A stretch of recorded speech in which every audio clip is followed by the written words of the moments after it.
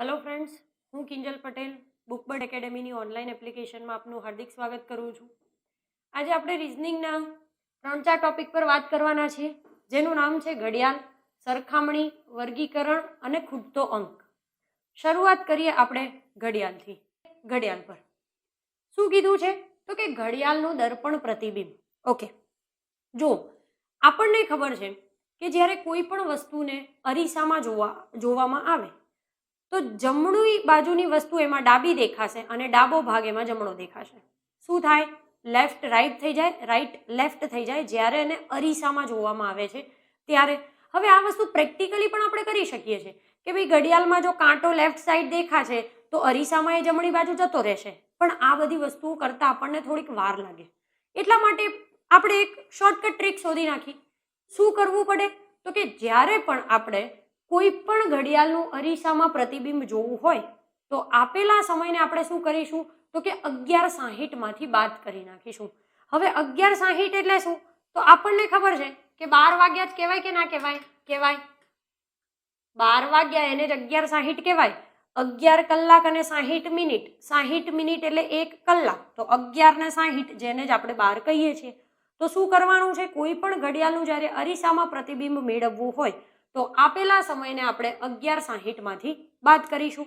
બીજી વાત કરીએ, જો આપણને જવાબમાં ક્યાંય પણ 0 દેખાડે તો એની જગ્યાએ આપણે એને 12 ગણીશું. શું ગણીશું? 12. ધારો કે 11 ને 60 આપ્યું છે, આપણને એવું કીધું છે કે ભાઈ 11 ને 20 ને અરીસામાં જોતા શું બતાવશે? તો ખરેખરમાં 11 માંથી 11 જાય તો 0 થઈ જાય અને અહીંયા 60 માંથી 20 બાદ કર્યા તો કે 40. તો શું હવામાં ઉડે ખાલી 40 મિનિટ? કલાક તો હોય ને કંઈક. એટલા માટે આપણે શું કીધું અહીંયા કે જો આવી રીતે જવાબમાં ક્યાંક 0 મળશે તો એની જગ્યાએ આપણે શું ગણીશું? તો કે 12 ગણીશું. બીજી વાત કરીએ, જો પ્રશ્નમાં 12 કલાક આપેલા હોય તો આપણે એની જગ્યાએ 0 કલાક ગણીશું. કેમ? આપણે કીધું છે આપેલ સમયને 11:60 માંથી બાદ કરવાનો છે. ધારો કે આપણને સમય આપેલો હોય 12:40, આપણે 11:60 માંથી 12:40 ને બાદ કરીએ તો અહીંયા -1 મળશે. -1 ક્યારે આવે ઘડિયાળમાં? ના આવે. એટલા માટે આપણે શું કીધું કે જો આપણને પ્રશ્નમાં 12 કલાક આવી રીતે આપેલા હશે તો એની જગ્યાએ આપણે એને 0 લખીશું. સિમ્પલ વસ્તુ છે. 0 હોય તો 12, 12 હોય તો 0. આમાં કંઈ યાદ રાખવા જેવું નથી.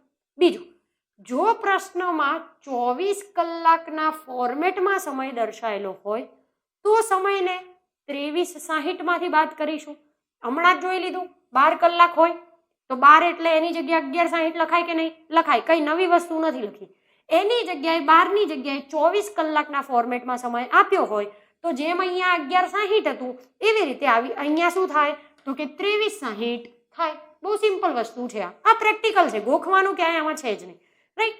આના રિલેટેડ જે પ્રશ્ન છે એના પર થોડી વાત કરીએ, વધારે ખબર પડશે.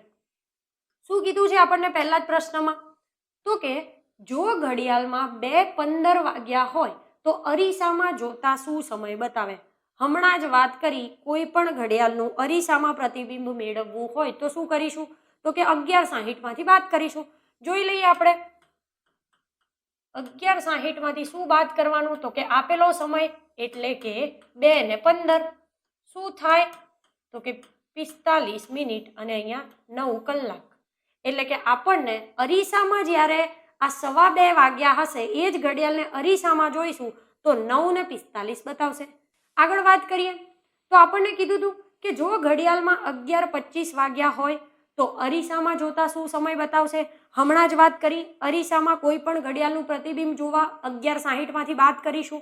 અહીંયા પણ એ જ વસ્તુ કરીએ તો કે 11:60. શું વાત કરીશું? તો કે 11:25. ડન. સમજો હવે આ વાતને. આપણને ખબર છે કે 60 માંથી 25 બાદ કરીશું તો કે 35 મળે છે. હા, હવે 11 માંથી 11 બાદ કરીશું તો આપણને 0 મળશે. મતલબ કે ઘડિયાળમાં કલાક બતાવતા જ નથી, ખાલી 35 મિનિટ બતાવે છે. આવું થાય ક્યારે? ના થાય. આપણને ખબર છે. પણ હમણાં આપણે એક વસ્તુ જોઈ લીધી કે જો આપણને જવાબમાં 0 બતાવે તો એનો મતલબ શું ગણવાનું આપણે? તો કે 12 ગણવાનું. એટલે અહીંયા આપણને ઘડિયાળમાં શું બતાવશે? તો કે 12:35 સમય બતાવશે. વાત કરીએ એના પછીના પ્રશ્ન પર. શું કીધું છે કે જો ઘડિયાળમાં 12:42 વાગ્યા હોય તો અરીસામાં જોતા શું સમય બતાવશે? ઓકે, અગેન હમણાં જેવી રીતે વાત કરી હતી એવી રીતે સમયને 11:60 માંથી બાદ કરીશું.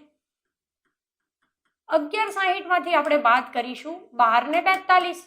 પણ હમણાં આપણે પાછી એ પણ વસ્તુ જોઈ લીધી હતી કે 11 માંથી 12 તો બાદ થતા જ નથી. તો આપણે એની જગ્યાએ શું કરીએ છીએ તો કે 12 ની જગ્યાએ 0 લઈ લઈએ છીએ. તો 12 ની જગ્યાએ આપણે શું લઈ લીધું અહીંયા તો કે 0, સોરી 12:42. અહીંયા આપણને 42 આપ્યા છે એટલે અહીંયા આપણે શું કરીશું તો કે 12 ની જગ્યાએ આપણે શું લખી નાખ્યું તો કે 0 લખી નાખ્યું. એટલે કે 0:42 ને આપણે બાદ કરવાના છે, આને નહીં. ડન. 60 માંથી 42 બાદ કરતા આપણને મળશે 18 અને 11 માંથી 0 બાદ કરતા આપણને મળશે 11 જ. મતલબ કે જો ઘડિયાળમાં 12:42 નો સમય થયો હશે એને અરીસામાં જોતા આપણને 11:18 બતાવશે. આગળ વાત કરીએ, શું કીધું છે તો કે જો ઘડિયાળમાં 4 વાગ્યા હોય તો અરીસામાં જોતા શું સમય બતાવશે? વસ્તુ એ જ છે, અરીસામાં જ્યારે પ્રતિબિંબ મેળવવાનું છે 11:60 માંથી આપેલા સમયને બાદ કરીશું. આપણે લખીએ 11:60. કેટલા સમયને બાદ કરવાનો છે તો કે 4 વાગ્યા. 60 માંથી 0 જાય મતલબ કે 60. 11 માંથી 4 બાદ કરીશું તો કે 7.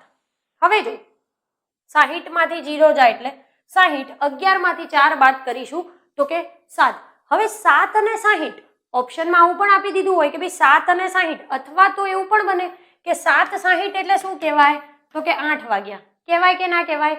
કહેવાય. મતલબ કે આ બંને વસ્તુ સાચી છે. આગળ જોઈએ, શું કીધું છે તો કે ઘડિયાળનું જળ પ્રતિબિંબ. ઓકે, અત્યાર સુધી આપણે શું જોયું તો કે ઘડિયાળનું અરીસામાં પ્રતિબિંબ જોયું. મતલબ કે ડાબું જમણું થઈ જાય, જમણું ડાબું થઈ જાય. હવે આપણે શું જોવાનું છે? જળ પ્રતિબિંબ. જળ પ્રતિબિંબ એટલે શું? ઉપરનો ભાગ નીચે બતાવે, નીચેનો ભાગ ઉપર બતાવે. અપ હોય ડાઉન થઈ જાય, ડાઉન હોય અપ થઈ જાય. અહીંયા પણ પેલાની જેમ એક બે વસ્તુ યાદ કરીએ. પ્રેક્ટિકલ તો આપણને આવડે છે, પણ આપણે જલ્દીથી જવાબ લાવવા માટે એક શોર્ટકટ ટ્રીક યાદ રાખીએ. શું યાદ રાખીશું કે જો આપેલા સમયમાં મિનિટ 30 સુધીની હોય, કેટલા સુધીની મિનિટ આપી છે આપણને તો કે 30 સુધીની, તો સમયને શેમાંથી બાદ કરીશું તો કે 18:30 માંથી. જ્યારે અરીસામાં પ્રતિબિંબ જોતા હતા શું કીધું હતું આપણે? 11:60 માંથી. 24 કલાકના ફોર્મેટમાં હોય તો 23:60 માંથી. અહીંયા વાત કરીએ છીએ આપણે પાણીમાં પ્રતિબિંબ. પાણીમાં પ્રતિબિંબ પૂછ્યું હોય તો આપેલા સમયને આપણે શેમાંથી બાદ કરીશું તો કે 18:30 માંથી. પણ હવે અહીંયા એક પ્રશ્ન એ ઊભો થાય, કદાચ આપણને એવું કહી દીધું કે ભાઈ 9:45 ઘડિયાળને પાણીમાં જોતા કેવું દેખાશે. હવે 9:45 આપી હોય તો તમે 30 માંથી 45 ને તો બાદ નહીં કરી શકો. તો કઈ વસ્તુ યાદ રાખીશું? જો મિનિટ 30 અથવા તો 30 થી નાની આપી હોય તો 18:30 માંથી બાદ થઈ જશે, કોઈ પ્રોબ્લેમ નથી. પણ જો મિનિટ 30 થી વધારે આપી હશે તો શું કરીએ? તો સમજો 18 અને 30 એનો મતલબ શું થયો? 18 કલાક અને 30 મિનિટ. થાય કે ના થાય? થાય. પણ આપણે શું વાત કરી કે જો મિનિટ 30 થી ઉપર હશે તો શું કરીશું? તો આપણે એક વસ્તુ લઈ નાખીએ કે જેમાં આપણને 30 થી ઉપર મિનિટ મળે. શું? કલાક 17 છે, 18 છે, એની જગ્યાએ હું કલાકને 17 કરી નાખું છું, એટલે 1 કલાક ઓછો કરી નાખું છું. મેં શું કર્યું? 18 કલાક આપ્યા છે એની જગ્યાએ 1 કલાક ઓછો કરી નાખ્યો એટલે 17 મળ્યા. હા, પણ 1 કલાક એટલે કેટલી મિનિટ તો કે 60 મિનિટ.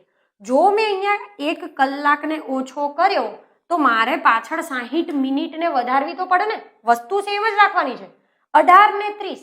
પણ એની જગ્યાએ જો મિનિટ 30 થી ઉપર આપી હશે તો બાદ કરતા નહીં ફાવે. એટલે શું કરી નાખ્યું આપણે? 1 કલાક ઓછો કરી નાખ્યો. પણ 1 કલાક ઓછો કર્યો તો પાછળ 60 મિનિટ વધારવી પડે કે ના વધારવી પડે? વધારવી પડે. તો આમાં બીજા 60 ઉમેરો, 30 માં 60 ઉમેરો એટલે કે 90. એટલે હવે આપણે સમયને કેટલામાંથી બાદ કરીશું તો કે 17 ને 90 માંથી. સેમ વસ્તુ અહીંયા લખી છે કે આપેલ સમયમાં મિનિટ 30 થી વધુ હોય તો શું કરીશું તો કે સમયને 17 90 માંથી આપણે બાદ કરીશું. સિમ્પલ. આગળ જોઈ લઈએ આપણે શું કીધું છે તો કે જો ઘડિયાળમાં 4 ને 10 વાગ્યા હોય તો જળ પ્રતિબિંબ શું બતાવશે? હમણાં જ આપણે જોઈ લીધું જળ પ્રતિબિંબ કેટલામાંથી બાદ કરવાના તો કે 18 ને 30 માંથી. અહીંયા આપણને આપેલું છે કેટલો સમય કીધેલો છે તો કે 4 ને 10 નો. 18 30 માંથી આપણે એટલું બાદ કરીશું 4 ને 10, 30 માંથી 10 બાદ કરતા 20, 18 માંથી 4 બાદ કરતા 14. હવે 14 અને 20 તો એને શું કહી શકાય? 12 પછી 13 પછી 14 એટલે 12 પછી આમ તો 1 આવે એટલે 13 એટલે 1 જ થાય, 14 એટલે 2 થાય. એનો મતલબ કે ખરેખરમાં શું સમય થયો? તો કે 2 ને 20. આગળ વાત કરીએ બીજા પ્રશ્ન પર. શું આપ્યું હતું કે જો ઘડિયાળમાં 8 ને 50 વાગ્યા હોય તો જળ પ્રતિબિંબ શું બતાવશે? અહીંયા આપણે એ વસ્તુ જોઈએ. આપણે જોયું હતું કે જ્યારે એનું આપણે જળ પ્રતિબિંબ જોઈશું તો સમયને 18:30 માંથી બાદ કરીશું. અહીંયા આપણે લખીએ છીએ 18 ને 30, પણ હવે આપણને એ પણ ખબર છે કે મિનિટ તો 30 થી ઉપર આપી છે, મતલબ કે એને 30 માંથી બાદ કરી શકાશે નહીં. તો આપણે ત્યારે એ વસ્તુ જોઈ લીધી. 1 કલાક ઓછો કરીએ તો અહીંયા થઈ જાય 17, પણ 1 કલાક એટલે 60 મિનિટ થાય, તો પાછળ આપણે 60 મિનિટને ઉમેરવી પડે એટલે અહીંયા થઈ જાય 90. તો હવે આપણે સમયને 17 90 માંથી બાદ કરી શકીએ છીએ. તો શું થઈ ગયું? તો કે 8 ને 50 ને આપણે આમાંથી બાદ કરવાના છે. તો અહીંયા આપણને મળે છે 40 અને 9 કલાક. એટલે કે હવે આપણે 8 ને 50 વાગ્યા હશે એ ઘડિયાળને જો પાણીનું પ્રતિબિંબ જોઈશું તો 9 ને 40 બતાવશે. ઓકે, નવો કન્સેપ્ટ શીખીએ. શું લખ્યું છે? મિનિટ કાંટાનું તથા કલાક કાંટાનું પરિભ્રમણ. ડન. શું ચેક કરવાનું છે પહેલા અહીંયા એ સમજીએ. એવું કીધું છે કે મિનિટ કાંટો પરિભ્રમણ કરે છે એ આપણે કંઈક સમજીશું, અને કલાક કાંટો શું પરિભ્રમણ કરે છે આપણે એ સમજીએ. જોઈએ, ચલો પહેલા વાત કરીએ આપણે મિનિટ કાંટા પર. શેની વાત કરવાની છે? મિનિટ કાંટાની. હવે જો અહીંયા આપણે જોઈએ, મિનિટ કાંટો આપેલો છે. કોઈ ઘડિયાળની અંદર જે મોટો કાંટો છે મિનિટ કાંટો કહેવાય. મિનિટ કાંટો જ્યારે 360 ડિગ્રી ફરે છે, મતલબ કે 1 કલાક પૂરો થયો. મિનિટ કાંટો 1 કલાકમાં 360 ડિગ્રી ફરે છે. આ આપણને ઇમેજની અંદર દેખાય છે. તો શું થયું? આપણે એવું લખી શકીએ કે ભાઈ 1 કલાકમાં 360 ડિગ્રી ફર્યું મિનિટ કાંટો. ડન. હવે વસ્તુ એ જ છે, 1 કલાકમાં એ આખું 360 ડિગ્રી ફર્યું. તો મારે હવે કલાકની જગ્યાએ મિનિટ લખવું છે તો કંઈ વાંધો નથી. 1 કલાકની જગ્યાએ 60 મિનિટ લખાય કે ના લખાય? લખાય. વસ્તુ સેમ જ છે. 1 કલાકમાં 360 ડિગ્રી, તો 60 મિનિટની અંદર પણ 360 ડિગ્રી છે એવું કહેવાય કે ના કહેવાય? કહેવાય. તો મારે હવે 1 મિનિટ શોધવી છે. 60 મિનિટમાં 360 ડિગ્રી ફર્યું તો 1 મિનિટની અંદર કેટલું? આપણને ખબર છે ત્રિરાશિ. આ બંનેનો ગુણાકાર થાય ક્રોસમાં એટલે કે 360 ડિગ્રી ભાગ્યા 60 એટલે આપણને કેટલા મળે? તો કે 6 ડિગ્રી મળે. બે વસ્તુ યાદ રાખીશું મિનિટ કાંટા પર. કઈ કઈ? 1 કલાકમાં 360 ડિગ્રી ફરે છે અને 1 મિનિટમાં 6 ડિગ્રી ફરે છે. આ બે વસ્તુ આપણે અહીંયા યાદ રાખીશું. હવે શેના પર વાત કરવા જઈ રહ્યા છીએ? તો કે કલાક કાંટા પર. હવે સેમ વસ્તુ અહીંયા જોઈએ તો કે કલાક કાંટો. જો પેલાની જેમ અગેન એકવાર જોઈ લઈએ. કલાક કાંટો જ્યારે 360 ડિગ્રી ફરે છે, મતલબ કે એ પૂરેપૂરા 12 કલાકનું ભ્રમણ કરે છે. જ્યારે કલાક કાંટો, આજે નાનો કાંટો દેખાય છે, એ 360 ડિગ્રી ફરે છે તો એ 12 કલાક જેટલું ફર્યો કહેવાય. મતલબ કે કલાક કાંટો 12 કલાકમાં 360 ડિગ્રી ફરે છે. મારે શોધવું છે 1 કલાકમાં, તો કે 1 કલાકમાં કેટલું? આપણને ખબર છે 360 ભાગ્યા 12, તો કે એ 30 ડિગ્રી ફરે છે. કઈ વસ્તુ નક્કી થઈ? તો કે કલાક કાંટો 1 કલાકમાં 30 ડિગ્રી ફરે. ડન. જેમ આમાં આપણે 1 કલાક શોધ્યું હતું પછી 1 મિનિટ શોધી, એવી રીતે મારે આમાં મિનિટ પણ શોધવી છે જે આપણને આગળ ક્યાંક કામ લાગશે. સમજો, હવે આ જે કલાક કાંટો 12 કલાકમાં 360 ડિગ્રી ફર્યો તો 1 કલાકમાં એ 30 ડિગ્રી ફર્યો. હા, હવે 1 કલાકની જગ્યાએ 60 મિનિટ લખાય કે ના લખાય? તો કે લખાય. તો 1 કલાકમાં 30 ડિગ્રી તો 60 મિનિટમાં કેટલો? આપણે આવું પણ સમજી શકીએ છીએ. તો 1 કલાકમાં 30 એટલે 60 મિનિટમાં પણ 30 જ થયો. વસ્તુ સેમ જ છે, 1 કલાક એટલે 60 મિનિટ. મારે શોધવું છે 1 મિનિટની અંદર. તો અહીંયા આપણે શોધી લઈએ કે 60 મિનિટમાં 30 ડિગ્રી, તો 1 મિનિટમાં કેટલો? ક્રોસમાં મલ્ટિપ્લિકેશન થાય તો કે 30 ભાગ્યા 60, તો આપણને કેટલા મળે? તો કે 1/2. એનો મતલબ શું થયો કે કલાક કાંટો 1 કલાકમાં 30 ડિગ્રી ફરે છે, જ્યારે 1 મિનિટની અંદર એ અડધી ડિગ્રી ફરે છે. આ બે વસ્તુ અહીંયા આપણે નક્કી કરી. કઈ કઈ? અગેન યાદ રાખીએ. મિનિટ કાંટો 1 કલાકમાં 360 ડિગ્રી ફરે છે, હા, અને 1 મિનિટમાં 6 ડિગ્રી ફરે છે.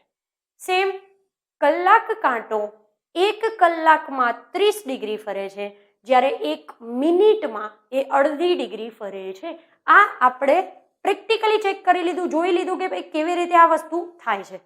આગળ વાત કરીએ ડિટેલમાં થોડીક. શું કીધું છે એના પરથી જ? તો કે એક ઘડિયાળમાં મિનિટ કાંટો 1 કલાક અને 10 મિનિટ ફરે છે, તો તે કેટલા અંશ ફરશે? વસ્તુ શેના વિશે પૂછી છે પહેલા એ જોઈ લેવાનું. તો કે મિનિટ કાંટા વિશે પૂછી છે. પરિભ્રમણ કોનું શોધવાનું છે? મિનિટ કાંટાનું. ડન. કેટલા સમયમાં મિનિટ કાંટો કેટલું ફરે છે શોધવાનું કીધું છે. તો કે 1 કલાક ને 10 મિનિટ. શું કીધું છે? 1 કલાક અને 10 મિનિટ. ઓકે, આપણે જોઈ લીધું છે મિનિટ કાંટા વિશે કે ભાઈ મિનિટ કાંટો 1 કલાકમાં 360 ડિગ્રી ફરે છે અને મિનિટ કાંટો 1 મિનિટમાં 6 ડિગ્રી ફરે છે. આ આપણે હમણાં જોઈ લીધું. તો સમજો મારે આટલા સમયમાં શોધવું છે તો હું એને અલગથી બી લઈ શકું કે ભાઈ 1 કલાકમાં 360, પછી 1 મિનિટમાં 6 ડિગ્રી, તો કે 10 મિનિટમાં આટલી થાય. આવી રીતે પણ લઈ શકાય. ડાયરેક્ટલી પણ વિચારી શકાય કે 1 કલાક એટલે 60 મિનિટ થાય કે ના થાય? હા થાય. અને ઉપર 10 મિનિટ પણ શોધવાની છે, આપણને ખબર છે. તો ટોટલ કેટલી મિનિટ થઈ? તો કે 70 મિનિટ. હવે આપણને ખબર છે કે મિનિટ કાંટો 1 મિનિટમાં 6 ડિગ્રી ફરે છે, તો પછી 70 મિનિટમાં એ કેટલી ડિગ્રી ફરતો હોય? તો 70 ગુણ્યા 6 એટલે કે 7 × 42 એટલે કે 420 ડિગ્રી એ ફર્યો કહેવાય. મિનિટ કાંટો 1 કલાક અને 10 મિનિટમાં 420 ડિગ્રી ફરે છે. આને તમે ડાયરેક્ટલી પણ સોલ્વ કરી શકો છો, જેમ અહીંયા હમણાં આપણે વાત કરી કે ભાઈ 1 કલાક કીધું છે અને 10 મિનિટ કીધી છે. તો સમજો આપણને ખબર છે કે 1 કલાકમાં કેટલું ફરે છે? તો કે 360 ડિગ્રી. પછી આપણને એ પણ ખબર છે કે 1 મિનિટમાં 6 ડિગ્રી, તો પછી 10 મિનિટમાં કેટલું થાય? તો કે 60. કેટલું થયું? 0, 12 અને 4, તો કે 420 ડિગ્રી. વસ્તુ સેમ જ છે. આપણને ખાલી એટલી ખબર હોવી જોઈએ કે કલાકની અંદર એ કેટલું ફરે છે ને 1 મિનિટની અંદર કેટલું ફરે, એટલે પછી આપણા માટે કોઈ પણ દાખલા ઇઝી જ છે. પછી કીધું તું કે ભાઈ બપોરે 12 વાગ્યાથી 5:10 સુધીમાં કલાક કાંટો કેટલા ડિગ્રી ફરશે? ઓકે, કઈ વસ્તુ પહેલા ચેક કરવી પડે? હમણાં જોયું હતું મિનિટ કાંટા વિશે પૂછ્યું હતું. અહીંયા શેના વિશે પૂછ્યું છે? તો કે કલાક કાંટા વિશે. એટલે પાછી મગજમાં પેલી વસ્તુ આવી જવી જોઈએ કે ભાઈ કલાક કાંટો, તો કે 12 કલાકમાં એ 360 ડિગ્રી ફરે છે, આપણને ખબર છે. 1 કલાકમાં તો કે એ 30 ડિગ્રી ફરે છે, આપણને ખબર છે. અને 1 મિનિટમાં તો કે એ અડધી ડિગ્રી ફરે છે, આપણને ખબર છે. આ વસ્તુ આપણે જોઈ ચૂક્યા છે. બસ આટલું આવડે એટલે આપણે જીત્યા. બરાબર. જો હવે શું કીધું છે? 12 થી 5:10 સુધી કીધું છે. ચેક કરીએ. 12 વાગ્યાથી 5 ને 10. ઓકે, પેલા કલાક શોધી લઈએ. 12 થી 5 સુધી ખાલી શોધી લઈએ. જો એટલે 5 કલાક થયા. 1 કલાકમાં કેટલું ફરે છે? તો કે 30 ડિગ્રી ફરે છે. પહેલા 5 કલાક શોધી લે. 12 થી 5, તો કે 5 કલાકમાં કેટલું? તો 5 તરી 15 એટલે કે 150 ડિગ્રી. આ તો આપણે ખાલી હજુ કલાક શોધ્યા. હવે આ પાછળની હજુ મિનિટ શોધવાની બાકી છે. આપણને ખબર છે કે કલાક કાંટો 1 મિનિટમાં અડધી ડિગ્રી ફરે છે. કેટલી મિનિટ શોધવાની છે? તો કે 10 મિનિટ. તો કે 10 મિનિટમાં કેટલું? તો શું થાય? 10 ભાગ્યા 2 એટલે કે 5 ડિગ્રી. બીજી આ 150 હતી, આ બીજી 5 હતી, તો આ બેનો સરવાળો કરવો પડે ને, કારણ કે આ 5 કલાક માટે શોધી, ઉપરની 10 મિનિટ માટે આ શોધી. તો કેટલા થાય? તો કે 150 ડિગ્રી વત્તા 5 એટલે કે 155 ડિગ્રી કલાક કાંટો ફરે. કેટલા સમયની અંદર? તો કે 12 વાગ્યાથી 5 અને 10 કલાકની અંદર. પછી શું કીધું છે? તો કે ઘડિયાળમાં એક કાંટો 1 થી 2 ઉપર જાય તો તેના દ્વારા કેટલા અંશનું ભ્રમણ થયું હશે? અચ્છા, અહીંયા પ્રશ્ન મગજમાં એ ઊભો થાય કે મેડમ પ્રશ્નમાં કીધું તો છે નહીં કે મિનિટ કાંટો કે કલાક કાંટો, તો આપણને ખબર પડે ને કે કોણ કેટલાની ઉપર જાય, કેટલા અંશનું ભ્રમણ કરે. પ્રશ્નમાં તો કીધું નહીં કે કેટલાથી કેટલા ઉપર જાય છે, કલાક કાંટો જાય છે કે મિનિટ કાંટો જાય છે. જો કલાક કાંટો હોય કે મિનિટ કાંટો, આપણને શું ફેર પડે છે? ડિગ્રી તો હંમેશા સરખી જ રહે. મગજમાં એ ક્લિયર કરી નાખો પહેલા. આખે આખું સર્કલ 360 નું જ બને. કલાક કાંટો આટલું ફરે તો એ 360 કહેવાય, મિનિટ કાંટો આટલું ફરે તો એ 360 જ કહેવાય. કલાક કાંટો આમથી આમ જાય તો 90 ડિગ્રી જ ફર્યો કહેવાય, મિનિટ કાંટો અહીંથી આમ જાય તો 90 ડિગ્રી જ ફર્યો કહેવાય. મતલબ કે વસ્તુ સેમ જ છે, ડિગ્રી તો સરખી જ રહે. બંને રીતે ચેક કરીએ કે કલાક કાંટો અને મિનિટ કાંટો. પહેલા જોઈ લઈએ આપણે કલાક કાંટા પર. ધારો કે શું કીધું છે? 1 થી 2 ઉપર જવાનું, મતલબ 1 કલાક થયો. તો આ તો આપણને ડાયરેક્ટ ખબર જ છે કે ભાઈ કલાક કાંટો 1 કલાકની અંદર 30 ડિગ્રી ફરે. આ તો આપણને ખબર છે. વાત કરીએ મિનિટ કાંટા પર. શેની વાત કરીએ છીએ હવે? તો કે મિનિટ કાંટાની. આપણને ખબર છે કે 1 થી 2 એટલે વચ્ચે 5 મિનિટ હોય કે ના હોય? હોય. મતલબ કે 1 મિનિટની અંદર મિનિટ કાંટો 6 ડિગ્રી ફરે છે. 1 થી 2 માં વચ્ચે 5 મિનિટ થાય તો કે 5 મિનિટમાં કેટલો? તો કે 6 પંચા અને 30. એટલે એવી રીતે જોઈએ તો પણ જવાબ શું મળે છે? તો કે 30 જ મળે છે. એટલે કે જો કલાક કાંટો પણ 1 થી 2 પર જાય તો 30 ડિગ્રી ફરે અને મિનિટ કાંટો પણ 1 થી 2 પર જાય તો એ 30 ડિગ્રી જ ફરે. આગળ જોઈએ શું કીધું છે? તો કે મિનિટ કાંટો 240 ડિગ્રી ફરે ત્યારે કલાક કાંટો કેટલા ડિગ્રી ફરશે? અચ્છા, બે વસ્તુ ભેગી આપી છે, કઈ વાંધો નહીં. પ્રશ્નમાં કઈ વસ્તુ આપેલી છે? તો કે મિનિટ કાંટો 240 ડિગ્રી ફરે. ઓકે, આપણને એ ખબર છે મિનિટ કાંટા વિશે કે 6 ડિગ્રી 1 મિનિટમાં ફરે છે. તો કે 240 ડિગ્રી કેટલી મિનિટમાં ફરતો હશે? એ તો આપણને ખબર છે ને કે મિનિટ કાંટો 1 મિનિટમાં 6 ડિગ્રી ફરે છે. એટલે કે 6 ડિગ્રી 1 મિનિટમાં ફરે છે તો 240 ડિગ્રી કેટલી મિનિટમાં ફરતો હશે? તો વસ્તુ સેમ જ છે, 240 ભાગ્યા 6 તો કે 40. મતલબ શું થયો કે કેટલી મિનિટ થઈ હશે? તો કે 40 મિનિટ થઈ હશે. 40 મિનિટની અંદર મિનિટ કાંટો 240 ડિગ્રી ફરે. હવે આ આપણને ખબર પડી ગઈ કે આટલી મિનિટ કાંટાએ ભ્રમણ કર્યું છે. શોધવાનું શું છે? તો કે હવે આ 40 મિનિટમાં કલાક કાંટો કેટલા ડિગ્રી ભ્રમણ કરે? આપણે આ જોવાનું છે. વાત કરવાની છે કલાક કાંટા વિશે. 40 મિનિટમાં કલાક કાંટો કેટલું ફરે આ જોવાનું. આપણને ખબર છે કલાક કાંટા વિશે કે ભાઈ કલાક કાંટો 1 મિનિટમાં અડધી ડિગ્રી ફરે છે. કેટલી મિનિટ ફેરવવાનો છે? તો કે 40 મિનિટ. તો કે 40 મિનિટમાં કેટલી ડિગ્રી ફરે? તો 40 ભાગ્યા 2 એટલે કે એ 20 ડિગ્રી ફર્યો હશે. શું કર્યું આપણે? પ્રશ્નમાં કહી દીધું હતું કે ભાઈ મિનિટ કાંટો 240 ડિગ્રી ફરે છે. તો પહેલા આપણે મિનિટ જોઈ લીધી ખરેખરમાં કે ભાઈ કેટલી મિનિટ થઈ હશે કે એ 240 ફર્યો. તો આપણને ખબર છે કે 6 ડિગ્રી 1 મિનિટમાં ફરે છે. તો 240 ડિગ્રી કેટલી મિનિટમાં ફર્યો હોય? તો આપણને મળી ગયું 40 મિનિટમાં.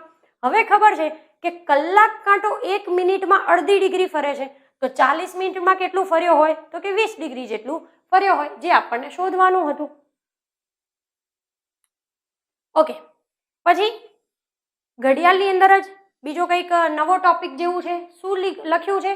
તો કે ઘડિયાળમાં કલાક કાંટા અને મિનિટ કાંટા વચ્ચે રચાતો ખૂણો. ધારો કે આપણને એવું આપ્યું હોય કે ભાઈ ઘડિયાળમાં 2:15 થયા છે, કલાક 2 છે, મિનિટ 15 છે, તો પછી આ જે કલાક કાંટો છે અને મિનિટ કાંટો છે, આ બંનેની વચ્ચે કેટલા અંશનો ખૂણો રચાણો હશે, આપણે આ શોધવાનું છે. તો બહુ સિમ્પલ વસ્તુ છે, આમાં પણ આપણે જલ્દીથી આવડે એવી જ વસ્તુ છે. શું યાદ રાખીશું? તો કે 30 અવર માઇનસ 11/2 મિનિટ. 30 અવર, અવર એટલે કલાક, મતલબ કે ધારો કે આપ્યું હોય આપણને કે ભાઈ 3 અને 15. એક્ઝામ્પલ જોઈએ. શું કરવાનું આપણે? તો કે 30 ગુણ્યા અવર એટલે કલાક, કલાક કેટલા છે? તો કે 3 માઇનસ 11/2, 11/2 અને મિનિટ, તો મિનિટ કેટલી આપેલી છે? તો કે 15.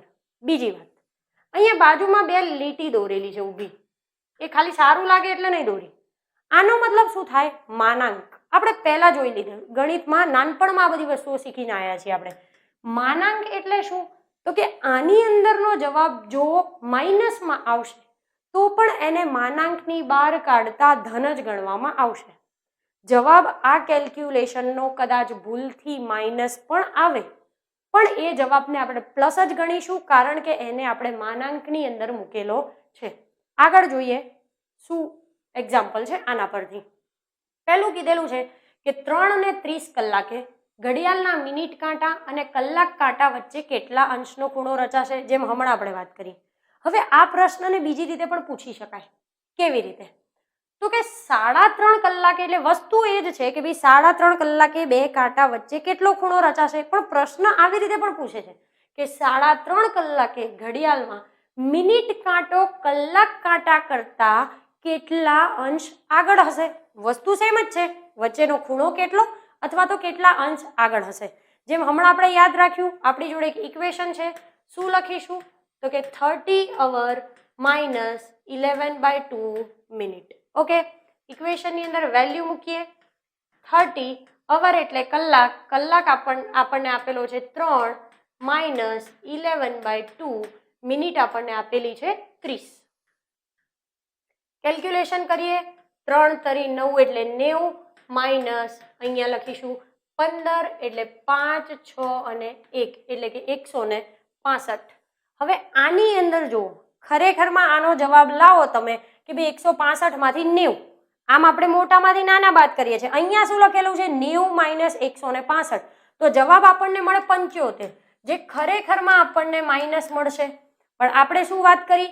આને માનાંકની બહાર લાવીશું એટલે આપણને કેટલું મળશે? તો કે 75 ડિગ્રી.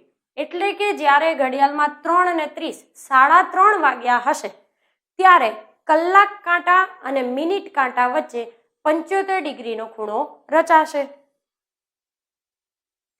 સેમ વસ્તુ આપેલી છે કે 6 અને 20 કલાકે કલાક કાંટા અને મિનિટ કાંટા વચ્ચે કેટલા અંશનો ખૂણો રચાશે. અગેન એ જ વસ્તુ જોઈશું આપણે. તો કે 30 અવર કેટલા આપેલા છે? તો કે 6 માઇનસ 11/2 મિનિટ, મિનિટ કેટલી આપેલી છે? તો કે 20. સેમ વસ્તુ કેલ્ક્યુલેશન કરીએ. 6 તરી 18 માઇનસ આને ઉડાડતા 10 એટલે કે 110. 180 માંથી 110 બાદ કરતા આપણને જવાબ મળશે 70. એટલે કે જ્યારે ઘડિયાળમાં 6 અને 20 નો સમય થયો હશે ત્યારે ઘડિયાળના કલાક કાંટા અને મિનિટ કાંટા વચ્ચે 70 ડિગ્રીનો ખૂણો રચાશે. અગેન એવી જ વસ્તુ કીધી છે કે 10 વાગ્યા અને 15 મિનિટે કલાક કાંટા અને મિનિટ કાંટા વચ્ચે કેટલા અંશનો ખૂણો બનશે. એ જ વસ્તુને ચેક કરીએ. તો 30 અવર માઇનસ 11/2 મિનિટ આપણને આપેલી છે 15. કેલ્ક્યુલેશન કરીએ તો કે 300 માઇનસ આ છેદ નહીં ઉડે, એમને લસા લઈ લઈશું આપણે. તો કે 165 ભાગ્યા 2. આનો લસા લઈએ એટલે અહીંયા મળે 600 માઇનસ 165 ભાગ્યા 2. 600 માંથી 165 ને બાદ કરીશું એટલે 5, 3 અને 4, 435 ભાગ્યા 2. હવે તમે આને આમ રાખી શકો છો, અથવા તો હજુ છેદ ઉડાડીએ તો આપણે ઉડાડી શકીએ કે 2 દુ 4, 2 એકા 2, 1 વધ્યું તો 7 દુ ને 14.10 એટલે કે 5, તો કે 217.5 અંશ જેટલો ખૂણો રચાશે જ્યારે ઘડિયાળમાં 10 કલાક અને 15 મિનિટ થઈ હશે ત્યારે. ઓકે, બીજી એક નવી વસ્તુ જોઈએ. શું કીધું છે તો કે બંને કાંટા એકબીજા પર કેટલી વાર આવે. હવે આ વસ્તુ ધ્યાનથી સમજવા જેવી છે. સમજો શું કીધું છે આપણને કન્સેપ્ટની અંદર કે કલાક કાંટો અને મિનિટ કાંટો આ બંને એકબીજાની ઉપર જ હોવા જોઈએ. આવું કેટલી વખત બને આપણે આ શોધવાનું છે. આપણને એવી ખબર છે, ધારો કે 1 થી 2 પરે એક વાર મળે, 2 થી 3 પરે એક વાર મળે, અને પ્રેક્ટિકલ જોઈએ વધારે મજા આવે. જો અહીંયા આપણને ઘડિયાળ દર્શાવેલી છે, રાઈટ. અહીંયા આપણે જોઈએ છે કે જ્યારે ઘડિયાળની અંદર 1 થી 2 નો સમય થાય છે તો એ એક વાર એકબીજાની ઉપર મળે છે. જ્યારે ઘડિયાળમાં 2 થી 3 વાગે છે ત્યારે પણ કલાક કાંટો અને મિનિટ કાંટો એક વાર એકબીજાની ઉપર આવે છે. ઘડિયાળમાં જ્યારે 3 થી 4 નો સમય થાય છે ત્યારે પણ કલાક કાંટો અને મિનિટ કાંટો એક વાર એકબીજાની ઉપર આવે છે. ઓકે, તો પછી આપણે એવું વિચારી લઈએ કે ભાઈ 1 કલાકમાં એક વાર એકબીજાની ઉપર આવે છે તો કે ઘડિયાળમાં 12 કલાક છે, તો કે 12 કલાકમાં 12 વાર એકબીજાની ઉપર આવે. આપણને આવું ખબર પડે ના, અહીંયા આપણે એક ભૂલ કરીએ છીએ. શું? તો સમજો, મારું એવું કહેવું છે કે 12 કલાકમાં 11 વખત જ મિનિટ કાંટો અને કલાક કાંટો એકબીજાની ઉપર આવે છે. એટલે હવે તમને વિચાર થાય કે ભાઈ આવું કેમ, 1 કલાકમાં એક વાર આવે છે તો 12 કલાકમાં 12 વાર જ થવું જોઈએ. જો આપણે જોઈએ અગેન એક વાર જોઈ લઈએ. 1 થી 2 પર બંને કાંટા એક વાર એકબીજાની ઉપર આવે છે. 2 થી 3 ની ઉપર પણ એક વાર બંને કાંટા એકબીજાની ઉપર આવે. 3 થી 4 માં પણ એક વાર એકબીજાની ઉપર આવે. એ તો વાંધો નહીં. હવે જો એકબીજાની ઉપર જ્યારે બંને કાંટા આવે એનો એક સ્ટાન્ડર્ડ ટાઈમ છે. સ્ટાન્ડર્ડ ટાઈમ એટલે જ્યારે એક્ઝેક્ટ એકબીજાની ઉપર હોય એ સ્ટાન્ડર્ડ ટાઈમ કયો છે તો કે 12 વાગ્યાનો. ડન. આને કહેવાય સ્ટાન્ડર્ડ ટાઈમ. હવે શું થાય છે, જ્યારે ઘડિયાળમાં 11 થી 1 વાગે છે ત્યારે આપણે જોઈએ છીએ કે જો 11 થી 1 એટલે કે 2 કલાકની અંદર કલાક કાંટો અને મિનિટ કાંટો આ બંને એક જ વાર એકબીજાની ઉપર આયા. તો આમ આપણે જોયું હતું કે જેટલા કલાક હોય એટલી વાર એકબીજાની ઉપર આવે તો 12 કલાકમાં 12 વાર થવા જોઈએ. પણ 12 કલાકમાં 11 વાર કેમ થાય છે તો કે આ વસ્તુના કારણે, કારણ કે 11 થી 1 માં બંને કાંટા એક જ વાર એકબીજાની ઉપર આવે છે એક્ઝેક્ટ 12 વાગ્યે. એ આપણે જોયું. ઓકે, તો શું થયું, એનો મતલબ એ વસ્તુ નક્કી થઈ ગઈ કે 12 કલાકમાં 11 વખત જ બંને કાંટા એકબીજાની ઉપર આવે છે. તો એવી રીતે જો આપણને 24 કલાક આપ્યા હોય તો 12 કલાકમાં 11 થાય તો 24 માં 22 વખત થાય. આગળ જોઈએ શું કીધું છે કે બંને કાંટા સામ સામે કેટલી વાર આવે. ઓકે, પેલામાં શું હતું, બંને કાંટા એકબીજાની ઉપર કેટલી વાર આવે. અહીંયા કીધું છે બંને કાંટા સામ સામે કેટલી વાર આવે. અગેન પ્રેક્ટિકલી જોઈએ. જો જ્યારે ઘડિયાળમાં 1 થી 2 વાગ્યા હશે તો ત્યારે ઘડિયાળની અંદર મિનિટ કાંટો અને કલાક કાંટો એક વાર સામ સામે આવશે. જ્યારે ઘડિયાળમાં 2 થી 3 વાગ્યા છે ત્યારે પણ કલાક કાંટો અને મિનિટ કાંટો એક વાર સામ સામે આવશે. ઘડિયાળમાં 3 થી 4 વાગશે ત્યારે પણ કલાક કાંટો અને મિનિટ કાંટો એક વાર સામ સામે આવશે. ઓકે, પાછો એ જ પ્રશ્ન આવીને ઊભો રહ્યો. 1 કલાકમાં એક વાર સામ સામે આવે છે તો કે 12 કલાકમાં 12 વાર આવે. ના ખોટું, હમણાંની જેમ જ. કેમ? પ્રશ્ન ઊભો થાય પાછો આપણા મગજમાં. શું થાય, જેમ હમણાં આપણે જોયું કે એકબીજાની ઉપર 12 કલાકમાં 11 વખત જ આવતા હતા. શેના કારણે તો કે 11 થી 1 ના સમયગાળાના કારણે.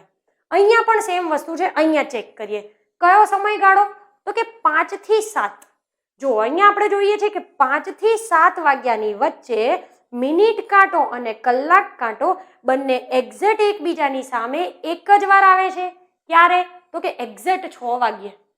શું જોયું, 5 થી 7 ની વચ્ચે મિનિટ કાંટો અને કલાક કાંટો એક જ વાર સામ સામે આવે છે તો કે 6 વાગ્યે. એના કારણે જ હમણાં આપણે જેમ વાત કરી હતી એમ અગેન કે ભાઈ 12 કલાકમાં બંને કાંટા 11 વખત જ સામ સામે આવે. એના જેવો સેમ કન્સેપ્ટ છે. આગળ વાત કરીએ એના ઉપરથી પ્રશ્ન પૂછ્યા છે એના પર. શું કીધું છે આપણને? તો કે એક દિવાલ ઘડિયાળમાં, એટલે કે હમણાં આપણે જે જોઈએ છે દિવાલ ઘડિયાળ જ છે, એક દિવાલ ઘડિયાળમાં 24 કલાકના એક દિવસમાં, શું વાત કરી છે અહીંયા? તો કે 24 કલાકના એક દિવસમાં શું કીધું છે? તો કે મિનિટ કાંટો અને કલાક કાંટો કેટલી વાર એકબીજાની ઉપર આવશે. હમણાં જ આપણે જોઈ લીધું કે એકબીજાની ઉપર આવે છે. એક કલાકની અંદર એક વાર તો આવે જ છે, મતલબ કે 12 કલાકમાં 12 વાર થવું જોઈએ, પણ 12 કલાકમાં 11 વખત જ એકબીજાની ઉપર આવે છે. કયા કારણસર? કેમ? કારણ કે 11 થી 1 જે ખરેખરમાં 2 કલાક છે, પણ એ 2 કલાકની અંદર એ એક જ વાર એકબીજાની ઉપર આવે છે. એના કારણથી જ આપણને 12 કલાકમાં 11 વખત એ એકબીજાની ઉપર આવે છે એવું મળે છે. આપણને શું શોધવાનું કીધું છે? તો કે 24 કલાકના એક દિવસમાં 12 કલાકની જગ્યાએ એમને 24 કલાક આપ્યા છે, મતલબ કે આનાથી ડબલ થઈ જાય તો શું થઈ ગયું? તો કે 22 વખત એ કલાક કાંટો અને મિનિટ કાંટો એકબીજાની ઉપર આવશે. આગળ જોઈએ શું કીધું છે? તો કે 11 થી 1 વાગ્યા વચ્ચે બંને કાંટા કેટલી વખત ભેગા થાય? અગેન આપણે હમણાં જ ચેક કર્યું, અગેન એકવાર જોઈ લઈએ. શું કીધું છે? તો કે 11 થી 1 વચ્ચે બંને કાંટા કેટલી વખત ભેગા થાય? જો અહીંયા આપણે જોઈ શકીએ છીએ કે જ્યારે 11 વાગ્યાથી 1 વાગ્યા સુધી કલાક કાંટો અને મિનિટ કાંટો ફરે છે તો એમાં એક્ઝેક્ટ એક જ વખત ભેગા થાય છે, જે સમય છે 12 વાગ્યાનો. તો આપણને ખબર છે કેટલી વખત ભેગા થાય છે? તો કે 1 વખત ભેગા થાય છે. પછી શું કીધું છે? તો કે 8 થી 9 કલાક વચ્ચે કેટલા વાગ્યે બંને કાંટા સીધી રેખામાં આવશે? હવે સમજો, આના માટે આપણે એક વસ્તુની જરૂર પડશે. શું કહે છે કે 8 થી 9 કલાક વચ્ચે કેટલા વાગ્યે બંને કાંટા સીધી રેખામાં આવશે?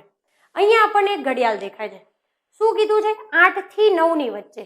કલાક કાંટો 8 થી 9 ની વચ્ચે છે. બંને કાંટા સીધી રેખામાં, એનો મતલબ કે મિનિટ કાંટો આમ એક્ઝેક્ટ એની સામે જ છે. જો 8 થી 9 માં જ્યારે કલાક કાંટો હશે તો એનો મતલબ શું થયો કે સામે જે મિનિટ કાંટો છે એ પણ 10 થી ઉપર જ હશે, 10 મિનિટથી ઉપર જ હશે. તો આપણે અંદાજિત સમય આ ઘડિયાળમાં જોઈ શકીએ છીએ કે ભાઈ અંદાજિત સમય કહેવાય આને. કેમ? હમણાં હું સમજાવું. જો ઘડિયાળમાં આપણને દેખાય છે જો કે 8 થી 9 વાગ્યાની વચ્ચે બંને કાંટા સીધી રેખામાં કેટલા વાગ્યે છે? તો કે 8 ને 10. હવે આ 8 ને 10 આ સાચો સમય છે? ચોક્કસ ના, આને અંદાજિત સમય કહેવાય. કેમ? સમજો, જ્યારે 8 ને 10 થઈ હશે તો એક્ઝેક્ટ 8 વાગે તો કલાક કાંટો 8 ઉપર છે, મિનિટ કાંટો 12 ઉપર છે. હવે 8 ને 10 થઈ તો પછી કલાક કાંટો પણ થોડોક તો ઉપર ગયો હશે ને? હા, ગયો હશે. તો કલાક કાંટો થોડોક ઉપર ગયો હશે તો સામે મિનિટ પણ એકાદી વધી ગઈ હશે. એટલા માટે થઈને એક્ઝેક્ટ 8 ને 10 એ સીધી રેખામાં નહીં હોય તો શું ફેર પડશે? તો જુઓ, તમારા લેક્ચર મટીરિયલની અંદર તમે જોઈ શકો છો કે આપણે જે હમણાં પેલી ઇમેજ જોઈ 4 ઘડિયાળ વાળી, એમાં નીચે એક વસ્તુ લખેલી છે ચોરસની અંદર કે ચોક્કસ સમય શોધવા માટે મિનિટને શું કરીશું? ચોક્કસ સમય શોધવા માટે મિનિટને 12/11 વડે ગુણીશું. 12/11 વડે ગુણીશું. વસ્તુ શું કીધી આપણે? એ જ વસ્તુ ઘડિયાળમાં દેખાય છે એ પ્રમાણે અંદાજિત સમય તો આપણને 8 ને 10 દેખાય છે, પણ આ ચોક્કસ સમય નથી. એટલે ચોક્કસ સમય શોધવા માટે આપણે શું કરીશું? તો કે આપણને આપેલી મિનિટને, કલાક તો એટલા જ રહેશે, આપેલી મિનિટને આપણે 12/11 વડે ગુણીશું.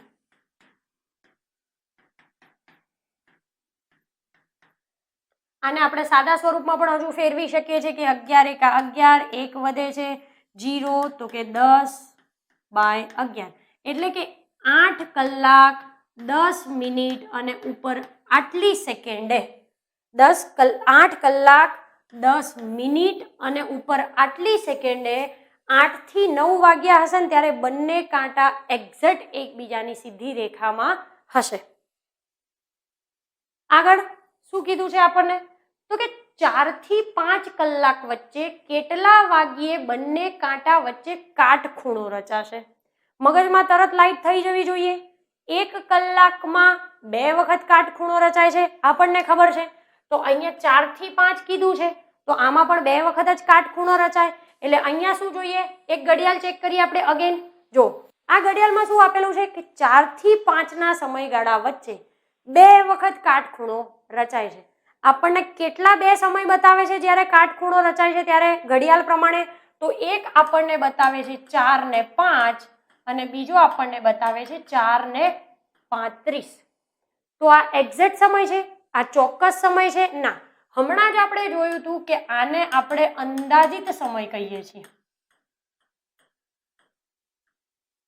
કારણ કે જ્યારે આ 5 મિનિટ વધી હશે, જ્યારે આ 35 મિનિટ થઈ હશે ત્યારે કલાક કાંટો પણ થોડો વધ્યો હશે, એટલે મિનિટ કાંટો પણ થોડોક આગળ વધ્યો જ હશે. આપણે જોયું હતું કે ચોક્કસ સમય શોધવો છે તો આપણે શું કરવાનું છે? તો કે જેટલી પણ મિનિટ આપી છે એને આપણે 12/11 વડે ગુણીશું.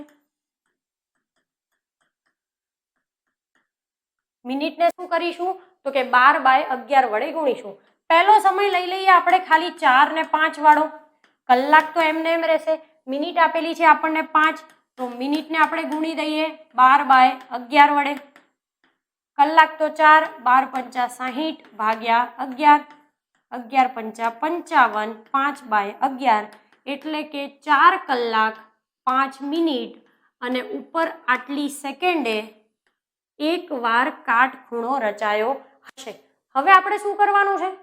4 ને 5 વાળું શોધ્યું, કાટખૂણો તો 2 વાર રચાય છે, એટલે હજુ 4 ને 35 વાળું આપણે શોધવું પડશે. વસ્તુ સેમ જ છે કે 4 ને 35 આ આપણો અંદાજિત સમય હતો. ચોક્કસ સમય શોધવા માટે શું કરીશું? તો કે 35 ને 12/11 વડે ગુણી નાખીશું. ઉપર 12 અને નીચે 11, આ વસ્તુ ભૂલ ના થાય. કેમ? કારણ કે જ્યારે આપણે કલાક કાંટા અને મિનિટ કાંટા વચ્ચે કેટલા અંશનો ખૂણો રચાશે આ જોયું હતું ને ત્યારે આપણે જોયું હતું 30 hour - 11/2 મિનિટ. એમાં ઉપર 11 છે, નીચે 2 મિનિટ છે. જ્યારે આમાં ચોક્કસ સમય શોધવા માટે આપણે શું કરવાનું છે? તો કે મિનિટને 12/11 વડે ગુણવાની છે. એટલે આપણને જવાબ કેટલો મળશે? તો કે 4 કલાક 35 × 12 38 ને 2/11. એટલે આ આપણને ચોક્કસ સમય મળશે કે 4 કલાક 38 મિનિટ અને આટલી સેકન્ડે 4 થી 5 વાગ્યા વચ્ચે એકવાર કાટખૂણો રચાયો હશે અને 4 કલાક 5 મિનિટ અને 5/11 સેકન્ડે 4 થી 5 વચ્ચે ફરી એકવાર કાટખૂણો રચાયો હશે. તો અહીંયા આપણે શું જોયું? ઘડિયાળ રિલેટેડ ઘણા બધા કન્સેપ્ટ આપણે અહીંયા ક્લિયર કર્યા. પહેલા જ આપણે જોયું હતું ઘડિયાળનું અરીસામાં પ્રતિબિંબ કેવું દેખાય છે, જેમાં આપણે શું કીધું? અગેન એકવાર રિવાઇઝ કરી લઈએ તો કે આપેલ સમયને 11:60 માંથી બાદ કરવાનું. જો 0 હોય તો 12 લખવાનું, 12 હોય તો 0 લખવાનું. પછી આપણે જોયું ઘડિયાળનું જડ પ્રતિબિંબ અપ ડાઉન થાય, ડાઉન અપ થાય. એમાં આપણે શું જોયું? તો કે આપેલા સમયને 18:30 માંથી બાદ કરવાનું. જો મિનિટ 30 થી ઉપર આપી હશે તો શું કરીશું? તો કે કલાક ઘટાડી દો એટલે 18 ની જગ્યાએ 17 થઈ જાય અને 30 ની જગ્યાએ એમાં 60 ઉમેરીશું એટલે 90 થઈ જાય. એટલે કે સમયને 17, 90 માંથી બાદ કરીશું. એના રિલેટેડ આપણે ઘણા બધા દાખલા જોયા. આપણે એ પણ વસ્તુ જોઈ લીધી કે કલાક કાંટાનું પરિભ્રમણ કેવી રીતે થાય છે અને મિનિટનું કેવી રીતે થાય છે. 1 મિનિટ કાંટો 1 કલાકમાં 360 ડિગ્રી ફરે છે અને 1 મિનિટમાં 6 ડિગ્રી ફરે છે.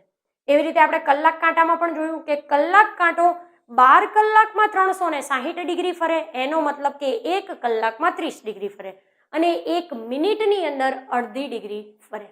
પછી આપણે એ પણ વસ્તુ ચેક કરી લીધી કે જ્યારે ઘડિયાળમાં 12 કલાક થાય પૂરા ત્યારે મિનિટ કાંટો અને કલાક કાંટો બંને કેટલી વાર એકબીજાની ઉપર આવે? તો કે 11 વખત. સેમ બીજી વસ્તુ જોઈ લીધી આપણે કે 12 કલાકમાં મિનિટ કાંટો અને કલાક કાંટો કેટલી વાર સામ સામે આવે? તો એ પણ 11 વખત. ત્રીજો કન્સેપ્ટ આપણે જોયો હતો કે મિનિટ કાંટો અને કલાક કાંટો કેટલી વાર કાટખૂણો રચે? તો 1 કલાકમાં 2 વાર કાટખૂણો રચે છે. એટલે આપણે ચેક કર્યું કે 12 કલાકમાં 22 વાર કાટખૂણો રચાય. અગેન સુરેખ રેખામાં કેટલી વાર આવે? તો સુરેખ રેખા એટલે શું? સીધી રેખા. એકબીજાની ઉપર હોય તો પણ સુરેખ રેખા કહેવાય અને એકબીજાની સામ સામે હોય તો પણ સુરેખ રેખા કહેવાય. એટલે કે 11 વાર એકબીજાની ઉપર આવે છે ને 11 વાર સામે આવે છે, તો કુલ સુરેખ રેખામાં કેટલી વાર મળ્યા? તો કે 22 વખત મળ્યા. પછી આપણે એક એ પણ જોયું હતું કે કલાક કાંટા અને મિનિટ કાંટા વચ્ચે કેટલા અંશનો ખૂણો રચાય છે, કેવી રીતે શોધાય? તો એ આપણે જોઈ લીધું 30 અવર માઇનસ 11/2 મિનિટ. એના રિલેટેડ આપણે જે ક્વેશ્ચન હતા એ પણ સોલ્વ કરી લીધા. અને એક વસ્તુ અગેન આપણે ચેક કરી હતી કે જ્યારે આપણને કોઈ અંદાજિત સમય મળે એને આપણે ચોક્કસ સમય શોધવો હોય તો શું કરવાનું? તો કે મિનિટને 12/11 વડે ગુણવાનું. હવેનો આપણો ટોપિક છે સરખામણી, એટલે કે કમ્પેરિઝન કરવી, વસ્તુને સરખાવવી. તો આમાં આપણે 3 પ્રકારના પ્રશ્નો જોઈશું. પહેલું છે શબ્દ આધારિત, જેમાં આપણે શબ્દને સરખાઈશું. બીજું છે નંબર આધારિત, જેની અંદર નંબર આપેલા હશે એની સરખામણી કરીશું. અને પછી આપેલું હશે આલ્ફાબેટ, એટલે કે આલ્ફાબેટમાં શું ડિફરન્સ છે આપણે એ ચેક કરવું પડશે. શરૂઆત કરીએ આપણે પહેલા પ્રકારથી, જે છે શબ્દ આધારિત. હવે સમજો આમાં શું આપેલું હોય? સરખામણી એટલે શું? તો આપણને એક રિલેશન આપેલું હોય, હવે એ જ રિલેશન પ્રમાણે આપણે બીજા રિલેશનને સેટ કરવાનું હોય. મતલબ કે જે શબ્દ આપેલો છે, કોઈ 2 શબ્દ આપેલા છે, આ બંને શબ્દ વચ્ચે જે સંબંધ હોય એ જ સંબંધ આપણે એના પછીના શબ્દ જોડે સેટ કરવો પડે. જો અહીંયા જોઈએ એટલે વધારે આઈડિયા આવશે. પહેલું લખેલું છે ખેલાડી, ટીમ, પછી ડબલ ડોટ કરેલું છે અને આપેલું છે સૈનિક અને પછી ક્વેશ્ચન માર્ક.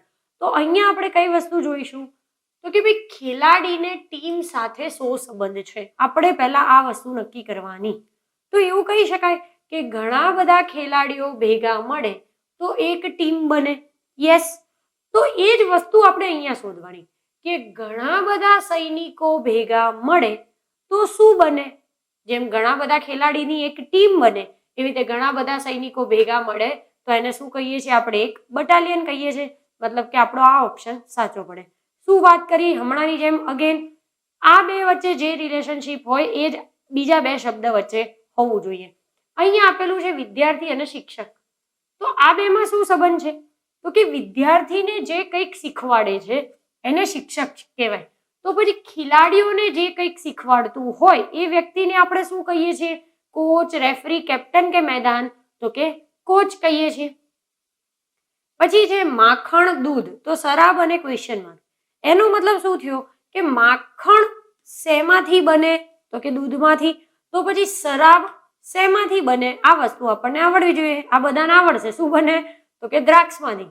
આ બધા વિચારતા હશે કે મેડમ બીજી બધી ફ્લેવરમાં હોય તો ખરું, સફરજન, જામફળ, અનાનસ, બરાબર, પણ આપણે શું કહીએ છીએ કે શરાબ મોસ્ટલી આપણે શેમાંથી બનાવવામાં આવે છે? તો કે દ્રાક્ષમાંથી. એટલે માખણ જોડે દૂધનો જે સંબંધ છે એવી રીતે શરાબ જોડે દ્રાક્ષ સંકળાયેલી છે. પછી છે લાઈન, ચોરસ, તો ચાપ, ક્વેશ્ચન માર્ક. એનો મતલબ શું થયું કે જો લાઈનને ભેગી કરો એટલે એક ચોરસ બને, તો પછી ચાપ દ્વારા કયો શેપ બને? તો કે વર્તુળ બને. એટલે ઓપ્શન બી. વિશાળ, ઠીંગણું ને પછી ક્વેશ્ચન માર્ક. એનો મતલબ શું કે આ બંને વચ્ચે જેવો સંબંધ છે ને એવા જે ઓપ્શન આપેલા છે ને એમાંથી કોઈની જોડે હશે. તો વિશાળ એટલે મોટું અને ઠીંગણું એટલે નાનું. એનો મતલબ કે આ બંને એકબીજાના ઓપોઝિટ વર્ડ છે. તો નીચે ચેક કરીએ. મોટું, કદાવર, તો બંને તો સેમ જ મિનિંગ થયો. સફેદ, લાલ, ઓપોઝિટ તો નથી. તેજસ્વી, ડફોડ, તો હા એ ઓપોઝિટ મિનિંગ વાળા શબ્દો છે. તેજસ્વી એટલે હોશિયાર અને ડફોડ એટલે કે જેને કંઈ નથી આવડતું. બાળક અને શાળા, તો એમાં પણ એવી કઈ વસ્તુ નથી. તો આમાં જેમાં બંને શબ્દ ઓપોઝિટ છે એવી રીતે આપણને ઓપ્શન સી માં મળે છે કે તેજસ્વી અને ડફોડ આ બંને ઓપોઝિટ શબ્દો છે. એટલે અહીંયા જે રિલેશન હોય એ જ રિલેશન આપણે ઓપ્શનમાં શોધવું પડે. આ એક જ વસ્તુ યાદ રાખવાની. પછી લખ્યું છે સિસ્મોગ્રાફ, ધરતીકંપ, તો એ મીટર, ક્વેશ્ચન માર્ક.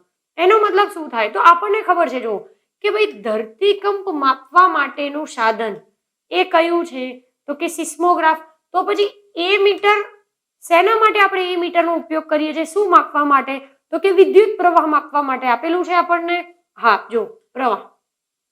સિસ્મોગ્રાફનો ઉપયોગ ધરતીકંપ માપવા થાય, એવી રીતે એ મીટરનો ઉપયોગ વિદ્યુત પ્રવાહ માપવા માટે થાય છે.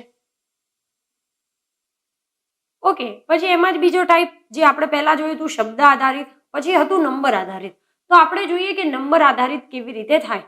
શું હમણાં જેવી રીતે ચેક કર્યું હતું એવી રીતે ચેક કરીશું કે આ 2 શબ્દ વચ્ચે શું રિલેશનશીપ છે એવું સેમ રિલેશન આ શબ્દ વચ્ચે હોવું જોઈએ. તો એવું વિચારી શકાય 5 નું એમને શું કરી નાખ્યું તો કે 35. તો એવું વિચારી શકીએ કે ભાઈ આને 7 વડે ગુણ્યા છે. 7 પંચા 35. તો એનો મતલબ એવો થયો કે પહેલો જે અક્ષર છે, પહેલો જે અંક આપેલો છે એને 7 વડે ગુણો એટલે પાછળની સંખ્યા બનવી જોઈએ.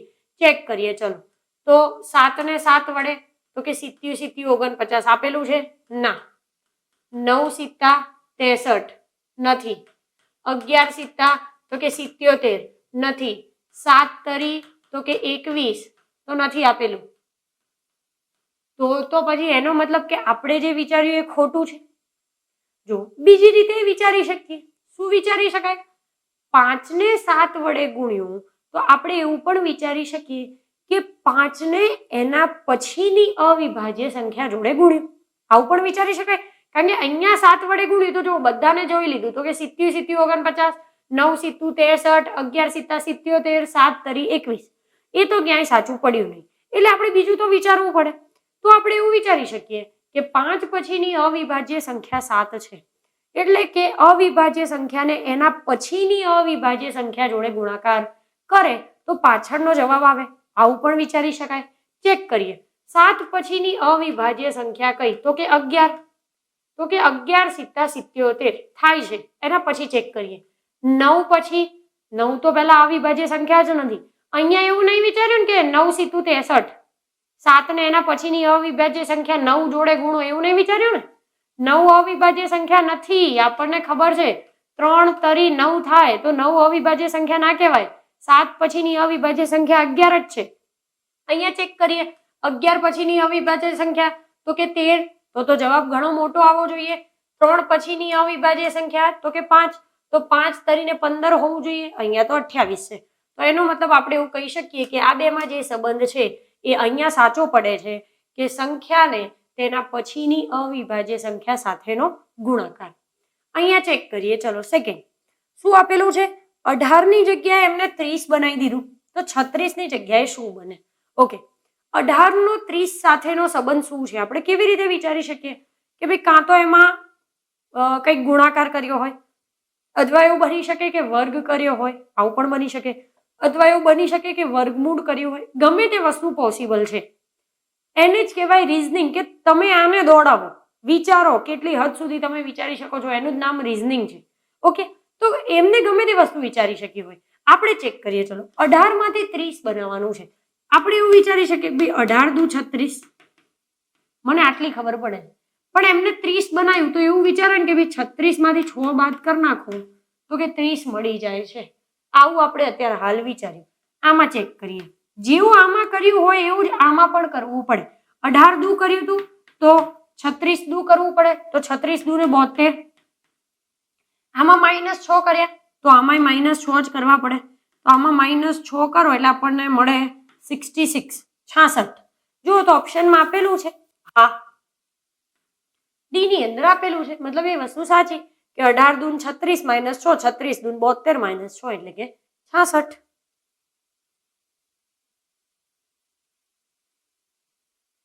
પછી છે 20 નું 11 તો 102 નું શું વિચારવાનું છે આપણે? 20 ઉપરથી 11 કેવી રીતે બને? પેલામાં ગુણાકાર કરીને કંઈક વાત કર્યું, આમાં એના રિલેટેડ નજીકની સંખ્યા શોધવાની. તો આપણે એવું વિચારી શકીએ કે ભાઈ 20 ભાગ્યા 2 કરું તો 10 મળે છે, બરોબર? અને 10 માં 1 ઉમેરો એટલે 11 મળે. સાચું ખોટું? સાચું. અહીંયા એવું ચેક કરીએ.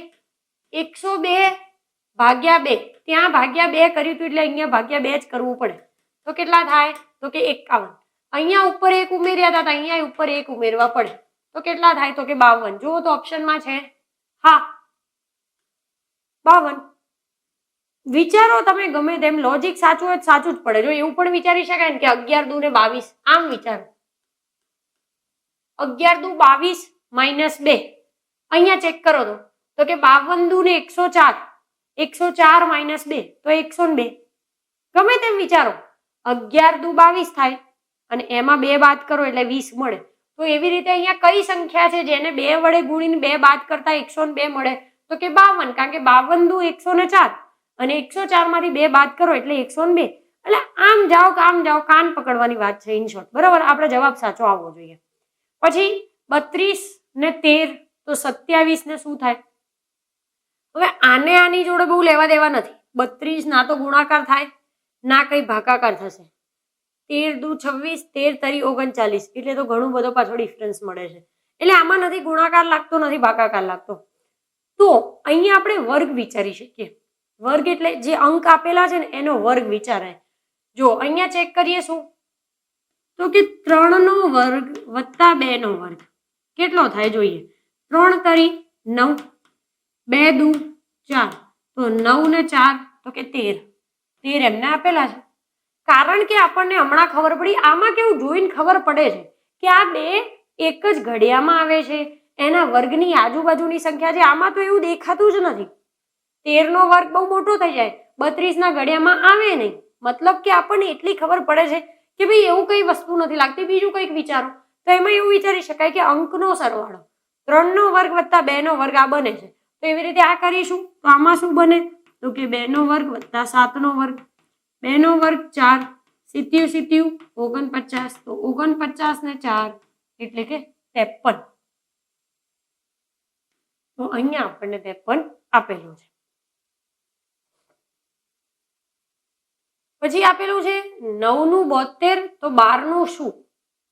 હવે 9 × 72 બહુ સિમ્પલ છે ને. આને 8 વડે ગુણો, તો આને 8 વડે ગુણી નાખો. 8 દુ 16, વધી 1, 8 એક 8 ને 1 9, 12 × 96. 96 તો ઓપ્શનમાં જ નહીં આપ્યું, તો કઈ વાંધો નહીં. બીજું લોજિક વિચાર્યું હશે. આ સાચું જ છે, સમજો લોજિક તો આ સાચું છે, પણ એમને બીજું કંઈક વિચાર્યું હોય એટલે એ આપણને 96 તો ઓપ્શનમાં આપશે જ નહીં. Right or wrong? રાઈટ. બીજું કંઈક વિચારો. આના વર્ગનું તો કંઈ લાગતું નથી, હમણાં જોઈ લીધું. એમ તો 90 90 81, તો કે એમાંથી 9 બાદ કરો તો 12 નો વર્ગ તો 144, તો એમાંથી કંઈ બાદ કરે તો આની નજીકની એકે સંખ્યા લાગતી નથી. તો પછી શું વિચારવાનું, સમજો. આખા રિઝનિંગમાં નંબર રિલેટેડ જેટલા પણ દાખલા ગણો, જ્યારે કોઈ પણ લોજિક લાગે નહીં. હું શું કહેવા માંગુ છું, આખા રિઝનિંગના દરેક ચેપ્ટરની વાત કરું છું અત્યારે, જેમાં નંબર આવે, ક્યાંય પણ કંઈ પણ લોજિક ના લાગે તો હંમેશા અંકના સરવાળાનું જ લોજિક હોય. હંમેશા જેટલા અંક હોય ને એના સરવાળાનું જ લોજિક હોય. હમણાં બીજું એક ચેપ્ટર પણ શીખીશું, ખૂટતો અંક. કઈ લોજિક ના લાગે તો કાં તો એમના રોના સરવાળા સરખા હશે, કાં તો કોલમના સરવાળા સરખા હશે. મૂળ હોય છેલ્લે જ કે ભાઈ સરવાળો સરખો થવો જોઈએ. જ્યારે કોઈ પણ લોજિક ના લાગે ત્યારે. હવે પાછા સૌથી પહેલા કે હો અમારે એકે નહીં લાગતું, એમ કઈ સૌથી પહેલા સરવાળાનું લોજિક નહીં લગાવવાનું. દરેક જગ્યાએ પહેલા બીજું બધું વિચારવાનું, એ ના લાગે તો છેલ્લે આ એપ્લાય કરવાનું. અહીંયા એવું વિચારી શકાય અંકનો સરવાળો તો પછી કે ભાઈ 7 નો ને 2 નો સરવાળો 9 થાય. થાય કે ના થાય? થાય. તો અહીંયા આપણે એવો જવાબ જોઈશે કે જે 2 અંકનો સરવાળો 12 થવો જોઈએ. જોઈ લઈએ. 8 ને 4 તો કે હા 12 થાય છે. બીજા બધામાં થાય છે 6, 9 6 15 અને આ 13, મતલબ આપણે તો 12 લાવવાનો હતો. તો 8 ને 4 નો સરવાળો કેટલો થાય? તો કે 12 થાય. એટલે ઓપ્શન એ સાચો પડે. પછી છે આલ્ફાબેટ આધારિત. સરખામણીમાં જ પહેલું આપણે શબ્દ આધારિત જોયું, પછી નંબર આધારિત. અત્યારે વાત કરીએ હવે આલ્ફાબેટ આધારિત, એટલે કે ABCD ઉપરથી કંઈક આપેલું હશે. પહેલું ચેક કરીએ PST. એમને શું કર્યું છે તો કે PST ની જગ્યાએ એમને કરવું છે FI અને J. કોડિંગ ડિકોડિંગ જેવી જ વસ્તુ છે કે કોડિંગ ડિકોડિંગમાં નહીં હોતું કે ભાઈ 2 ઉમેર્યા 3 ઉમેર્યા પાછળથી લખ્યું છે. આમાં એવી રીતે જ કંઈક વિચારી શકાય. જોઈ લઈએ. P એટલે શું તો કે 16. અહીંયા આપેલું છે F એટલે શું તો કે 6. તો એવું વિચારે કે -10 કર્યા છે. S એટલે શું તો કે 19 અને I એટલે તો કે 9. 19 અને 9, તો એવું વિચારી શકાય કે -10 કર્યા છે. T એટલે 20, એનું બનાવ્યું છે J એટલે 10, એનો મતલબ કે -10 કર્યા છે. તો આપણે એ જ વસ્તુ અહીંયા કરવાની. MXV. M એટલે શું તો કે 13, 10 બાદ કરો એટલે 3, એટલે કે C હોવું જોઈએ પહેલા જ. ઓહો, બે ઓપ્શનમાં સી છે, કઈ વાંધો નહીં. એક્સ ની વાત કરીએ, એક્સ ક્યાં છે તો કે 24, 10 બાદ કરો એટલે 14, તો કે એન, અહીંયા એન હોવો જોઈએ. મતલબ કે ઓપ્શન બી સાચો. બે ડિજિટ ઉપર ખબર પડી જાય છે. વી, વી એટલે 22, 22 માંથી 10 બાદ કરો તો કે 12 એટલે એલ, તો અહીંયા એલ હોવું જોઈએ, તો કે એલ છે. એટલે શું કર્યું, તો આ બધામાં એમને 10 બાદ કર્યા છે, એટલે આ બધામાં 10 બાદ કરતા આપણને જવાબ મળે છે CNL. પછીનું ચેક કરીએ, આપેલું છે CEH, એની જગ્યાએ X, V અને S, તો પછી શોધવાનું છે LNQ નું શું થાય. C નું X, જો આપણે આ કોડિંગ ડિકોડિંગ ચેપ્ટર ચાલ્યું ત્યારે વાત કરી હતી કે રિવર્સના એક લોજિક છે, કન્સેપ્ટ છે એક રીઝનિંગનો. શું રિવર્સનો મતલબ શું? શરૂઆતથી પહેલો લેટર એ છે, અંતથી પહેલો ઝેડ છે, તો એનું રિવર્સ ઝેડ કહેવાય. શરૂઆતથી બીજો આલ્ફાબેટ બી છે, અંતથી બીજો આલ્ફાબેટ વાય છે, એનો મતલબ કે બી નો રિવર્સ વાય કહેવાય. શરૂઆતથી સી નો નંબર ત્રીજો છે, પાછળથી ત્રીજો નંબર એક્સ નો છે, તો સી નું રિવર્સ એક્સ કહેવાય. આ એક લોજિક જ છે રીઝનિંગનું. રિવર્સ આગળથી જે નંબર હોય એ જ પાછળથી હોય એનું રિવર્સ કહેવાય. તો અહીંયા સી અને એક્સ ઉપરથી આમ ચલો એવું નથી વિચારવું, ધારો કે ખબર નહીં પડતી, આમ તો આવું જુઓ એટલે પહેલા જ ખબર પડવી જોઈએ. રીઝનિંગમાં અમુક લોજિક હોય જ, વર્ગ, વર્ગમૂળ, જ્યારે પણ સંખ્યા એવી દેખાય ને કે ભાઈ 4, 16, 49, 25, તો જોઈને જ ખબર પડી જવી જોઈએ કે ભાઈ આ વર્ગનું જ લોજિક છે, ક્યાંક વર્ગમૂળનું જ છે. 8 દેખાય, 27 દેખાય, ખબર પડવી જોઈએ કે ભાઈ આ ઘનનું જ લોજિક છે. એટલે અમુક લોજિક તો જો આંકડા જોઈને ખબર પડી જાય. એવી રીતે સી ની જોડે એક્સ હોય ને એટલે તરત ખબર પડવી જોઈએ કે આ રિવર્સનું જ લોજિક છે. ચલો એમને વિચારીએ તો શું વિચારીએ, સી અને એક્સ, તો કે 21 ઉમેર્યા, કઈ વાંધો નહીં. ઈ અને વી, ઈ અહીંયા છે અને વી અહીંયા છે, તો કે આમાં 17 ઉમેર્યા. આવું કયા આમાં અલગ ઉમેર્યા, આમાં અલગ, તો આમાં એનથી અલગ જ થશે. એટલે આપણે એવું વિચારી શકીએ ડાયરેક્ટ કે ભાઈ સી નું રિવર્સ એક્સ છે. જો તો ઈ શરૂઆતથી 5મો નંબર, પાછળથી 5મો નંબર કોનો છે તો કે વી નો, તો ઈ નું રિવર્સ વી છે. એચ શરૂઆતથી 8મો નંબર, પાછળથી 8મો નંબર ચેક કરો તો કે એસ, તો આ બંને પણ રિવર્સ છે. એવી રીતે અહીંયા ચેક કરીશું. એલ શરૂઆતથી 12મો, પાછળથી 12મો, ઓ, ઓ કયા ઓપ્શનમાં આપેલું છે? ડી ની અંદર, એટલે ડી સાચું. આખું ગણવાની જરૂર નથી, કોન્ફિડન્સ હોવો જોઈએ. આગળ તો આપણે ચેક કરીએ. ચલો એન, એન 14મા નંબરે, અહીંથી આમ રિવર્સ જાઓ એટલે એમ. ક્યુ, ક્યુ નો નંબર કયો છે? 17મો, 13, 14, 15, 16 અને 17, એટલે કે જે, ઓ એમ જે, તો આપણને મળ્યું. એટલે આની અંદર શેનો કન્સેપ્ટ હતો તો કે કયું લોજિક લાગે છે? રિવર્સનું. તો અહીંયા પણ રિવર્સનું જ લોજિક લાગે. પછી છે ડી આઈ, એનું બીસી કરી નાખ્યું, તો પીવાય નું શું ચેક કરીએ. ડી અને આઈ એનું કરી નાખ્યું છે બી અને સી. ઓકે, ડી કેટલા છે? 4, એનું એમને 2 કરી નાખ્યું. 4 નું એમને શું કરી નાખ્યું તો કે 2 કરી નાખ્યું, કઈ વાંધો નહીં. આઈ, આઈ એટલે 9 અને સી એટલે 3, તો 9 નું 3 કરી નાખ્યું. હમણાં જ મેં વાત કરી હતી, સંખ્યા જોઈને તરત મગજમાં લાઈટ થવી જોઈએ. વર્ગ, વર્ગમૂળ, ઘન, ઘનમૂળ, પહેલા જ આ લોજિક લાગે રીઝનિંગમાં. તો અહીં વિચારી કઈક નહીં કે 4 નું વર્ગમૂળ 2, 9 નું વર્ગમૂળ 3, તો અહીંયા એ જ વસ્તુ કરવાની હોય. પી અને વાય, પી એટલે કેટલા તો કે 16, વાય એટલે કેટલા તો કે 25, 16 નું વર્ગમૂળ 4, 25 નું વર્ગમૂળ 5, તો 4 કઈ સંખ્યાનો આંક છે તો કે ડી નો, અને 5 કોનો છે તો કે ઈ નો. એટલે જવાબ કયો બને આપણો તો કે ડીઈ. કયા ઓપ્શનમાં આપેલું છે? ડી ની અંદર. ઓકે, પછી શું આપેલું છે? કે સી એ સી, એનું એમને કરી નાખ્યું સી એ સી કે. તો જો આને જોઈને જ ખબર પડે કે આને પાછળથી લખવાનું ચાલુ કર્યું. સી કેપિટલ તો સી કેપિટલ, પછી આમ પાછા જવાનું, આમ એ તો એ, સી તો સી, કે તો કે. તો આપણે એ જ કરીએ, પાછળથી લખવાનું ચાલુ કરીએ. તો એફ પહેલા કેપિટલ, પછી એમ સ્મોલ, જી સ્મોલ, એક્સ કેપિટલ FMGX ક્યાં આપેલું છે? FMGX એટલે કે સી ની અંદર. તો આપણે રિઝનિંગનો જે એક ટોપિક છે સરખામણી, એટલે કે જે બે શબ્દ વચ્ચે જે સંબંધ હોય એ જ સંબંધ બીજા શબ્દની સાથે આપણે સરખાવવો પડે અને એના જેવો કન્સેપ્ટ ત્યાં લગાવવો પડે. તો એના આધારિત 3 પ્રશ્ન હતા, શબ્દ ઉપર, નંબર ઉપર અને આલ્ફાબેટ પર, જે આપણે ત્રણે અલગ અલગ પ્રકાર અહીંયા જોઈ લીધા. તો હવે આપણે વાત કરીએ વર્ગીકરણ પર. વર્ગીકરણ એટલે શું? તો કે ક્લાસિફિકેશન, એટલે કે છૂટું પાડવું. વર્ગીકરણ એટલે છૂટું પાડવું. છૂટું કોને પડાય? જે આપણી જોડે મેચ ના થાય એને કહેવાય વર્ગીકરણ. મતલબ કે રિઝનિંગની અંદર આપણને જેટલા પણ ઓપ્શન આપેલા હોય, 4 ઓપ્શન, તો એમાંથી એક ઓપ્શન એવો હશે કે જે બીજા 3 કરતા કંઈક રીતે જુદો પડે છે, તો એને આપણે છૂટો પાડી નાખવાનો. તો એને આપણે કહેવાય કે વર્ગીકરણ કર્યું, એટલે કે ક્લાસિફિકેશન કર્યું. તો આ વર્ગીકરણની અંદર આપણે 5 પ્રકારના પ્રશ્નો જોઈશું.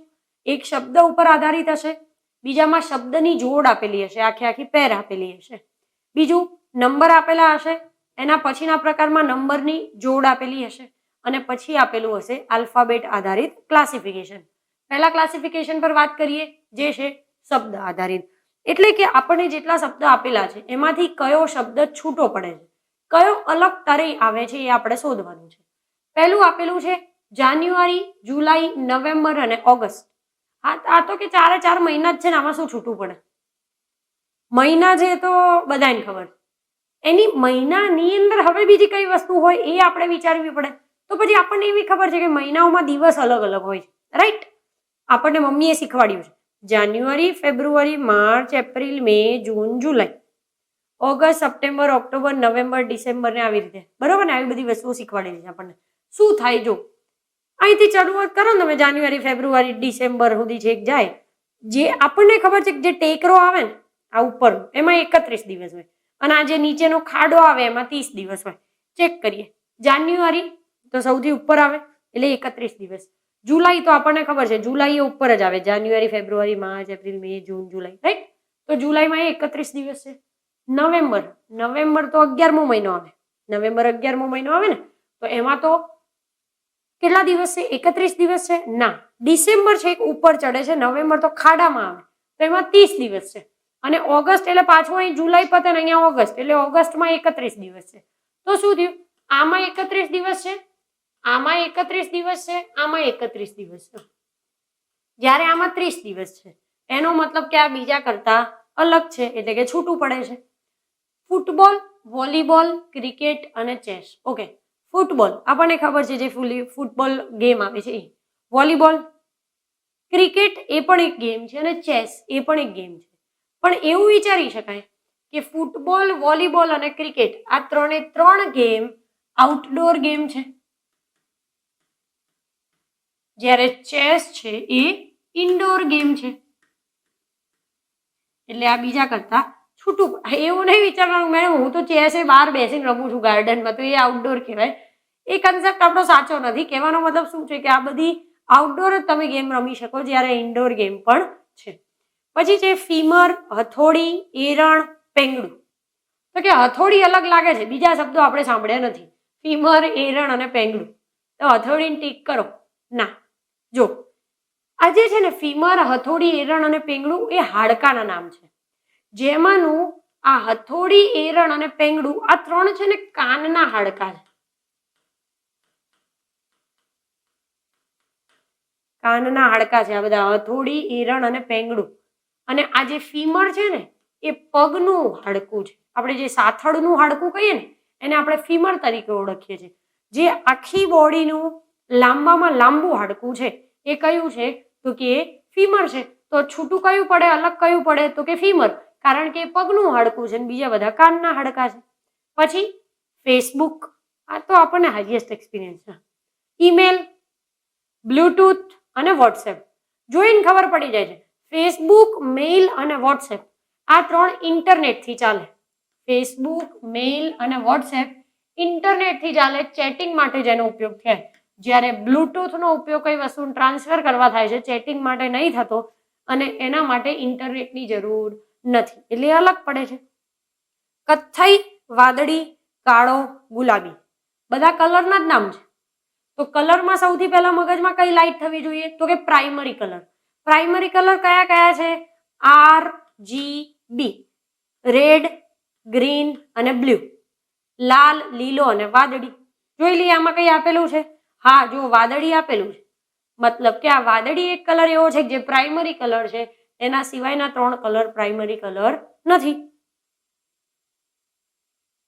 ઓકે, પછી આવ્યું શબ્દની જોડ આધારિત, એટલે કે હમણાં આપણે ખાલી અલગ અલગ શબ્દો જોયા, હવે આખા શબ્દની પેર આપેલી છે એ જોવાનું.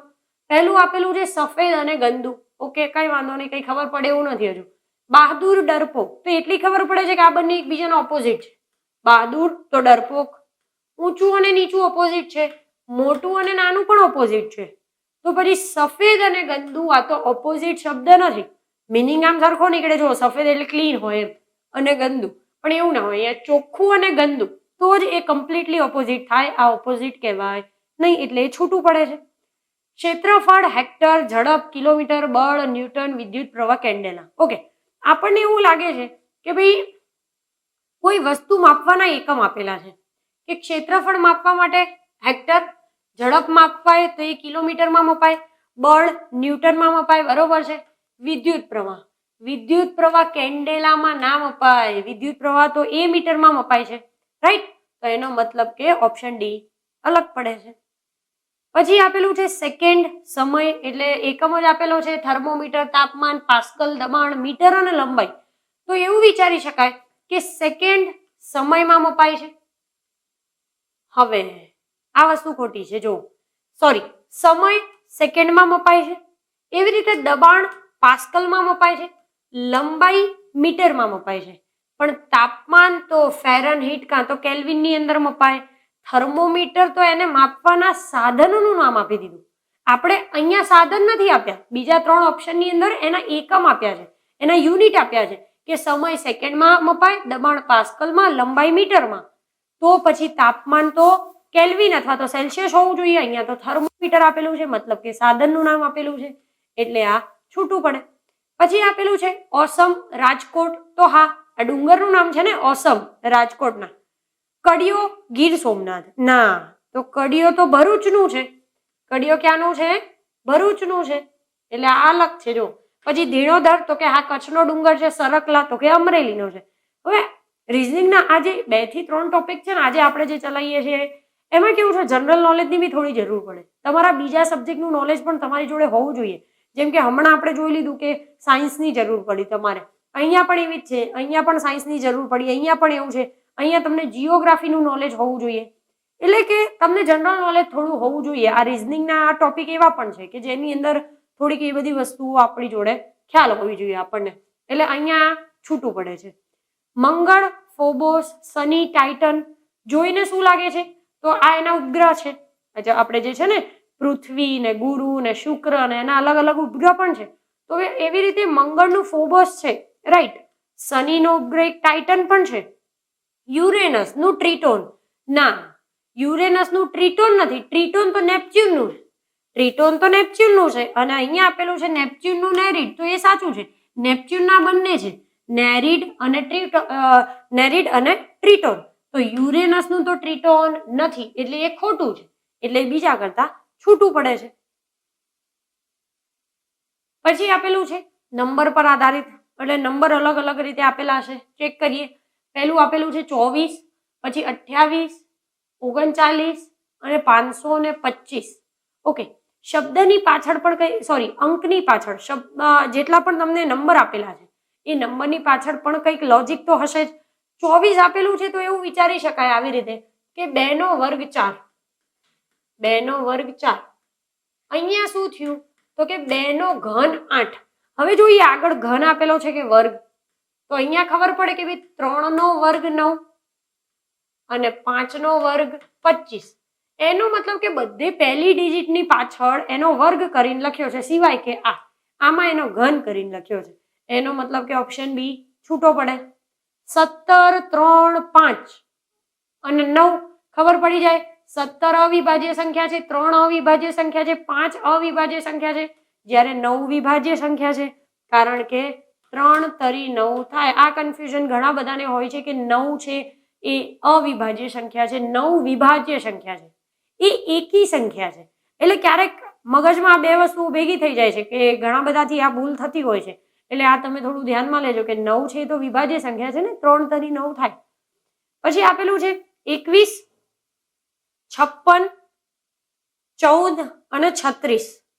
તો જો 36 જોઈને ખબર પડી જાય છે 6 નો વર્ગ, કારણ કે બીજી એકે સંખ્યા વર્ગમાં આપેલી નથી. એટલે 36 બીજા કરતા જુદું છે. એવું પણ વિચારી શકાય, જો આ બધા 7 ના અવયવો છે, થાય ને 7 દુ ને 14 ને આવી રીતે 7 તરી 21 ને, તો આ શું છે 8 સીતું 56. આ બધા 7 ના ઘડિયામાં આવે છે. એવું પણ વિચારી શકાય કે આ 7 ના ઘડિયામાં નથી આવતું. અથવા તો બીજું લોજિક ડાયરેક્ટ એ ખબર પડે કે ભાઈ 36 છે, 6 નો વર્ગ છે, બીજી એક પણ સંખ્યા કોઈનો વર્ગ છે નહીં, એટલે અલગ પડે છે 36. પછી આપેલું છે 541, 312, 333, 440. અંકનો સરવાળો કરી જુઓ તો 4 ને 4 8. અંકનો સરવાળો મેં કીધું છેલ્લે કરવાનો, ત્યાં સુધી નહીં, રાઈટ? ચલો 4 ને 4 8, 3 3 6 ને 3 9, 4 ને 2 5 ને 1 6, મતલબ બધું અલગ અલગ છે, એ નહીં થાય. એના પહેલા બીજું કંઈક વિચારી લઈએ. તો આપણને જોઈને એવું લાગે છે કે જો આ પાછળના 2 અંકનો સરવાળો આ થાય છે, 4 નો ને 1 નો સરવાળો 5 થાય. એવી રીતે 2 નો અને 1 નો સરવાળો 3 થાય. તો 3 નો અને 3 નો સરવાળો 6 થવો જોઈએ, જે અહીંયા 3 આપેલો છે. 4 નો અને 0 નો સરવાળો 4 થાય, તો એ તો આપેલો છે. મતલબ કે પાછળના 2 અંકનો સરવાળો આગળ લખેલો છે એવું આપેલું છે, જે ઓપ્શન સી માં જ ખાલી ખોટું પડે છે. અલગ રીતે પણ વિચારી શકાય, તમે આમ પણ વિચારી શકો કે ભાઈ 5 માંથી 4 બાદ કરો એટલે 1, એ અહીંયા આપેલું છે, પહેલા 2 ની બાદબાકી. આવું એ વિચારાય, વસ્તુ સેમ જ છે. મેં કીધું આમથી કાન પકડો, આમથી પકડો, કાન જ પકડવાના છે. 3 માંથી 1 બાદ કરો તો કે 2 થાય. 3 માંથી 3 બાદ કરો તો અહીંયા 6 હોવા જોઈએ. એટલે જો 6 હોત તોય સાચું પડત, અથવા તો અહીંયા 0 હોત તોય સાચું પડત, અથવા તો 6 હોત તોય સાચું પડત. અને 4 માંથી 4 બાદ કરો તો અહીંયા 0 આવે. વસ્તુ સેમ જ છે. એટલે ઓપ્શન સી આપણો અહીંયા જુદો પડે છે. પછી આવ્યું નંબરની જોડ ઉપર આધારિત, એટલે કે જેમાં નંબરની જોડ આપેલી છે. શું આપેલું છે? પહેલું 50 અને 66. તો આપણે આ જોઈને તો એટલું ખબર પડે છે કે ભાઈ આમાં 16 નો ડિફરન્સ છે. આમાં ચેક કરીએ 32 અને 48.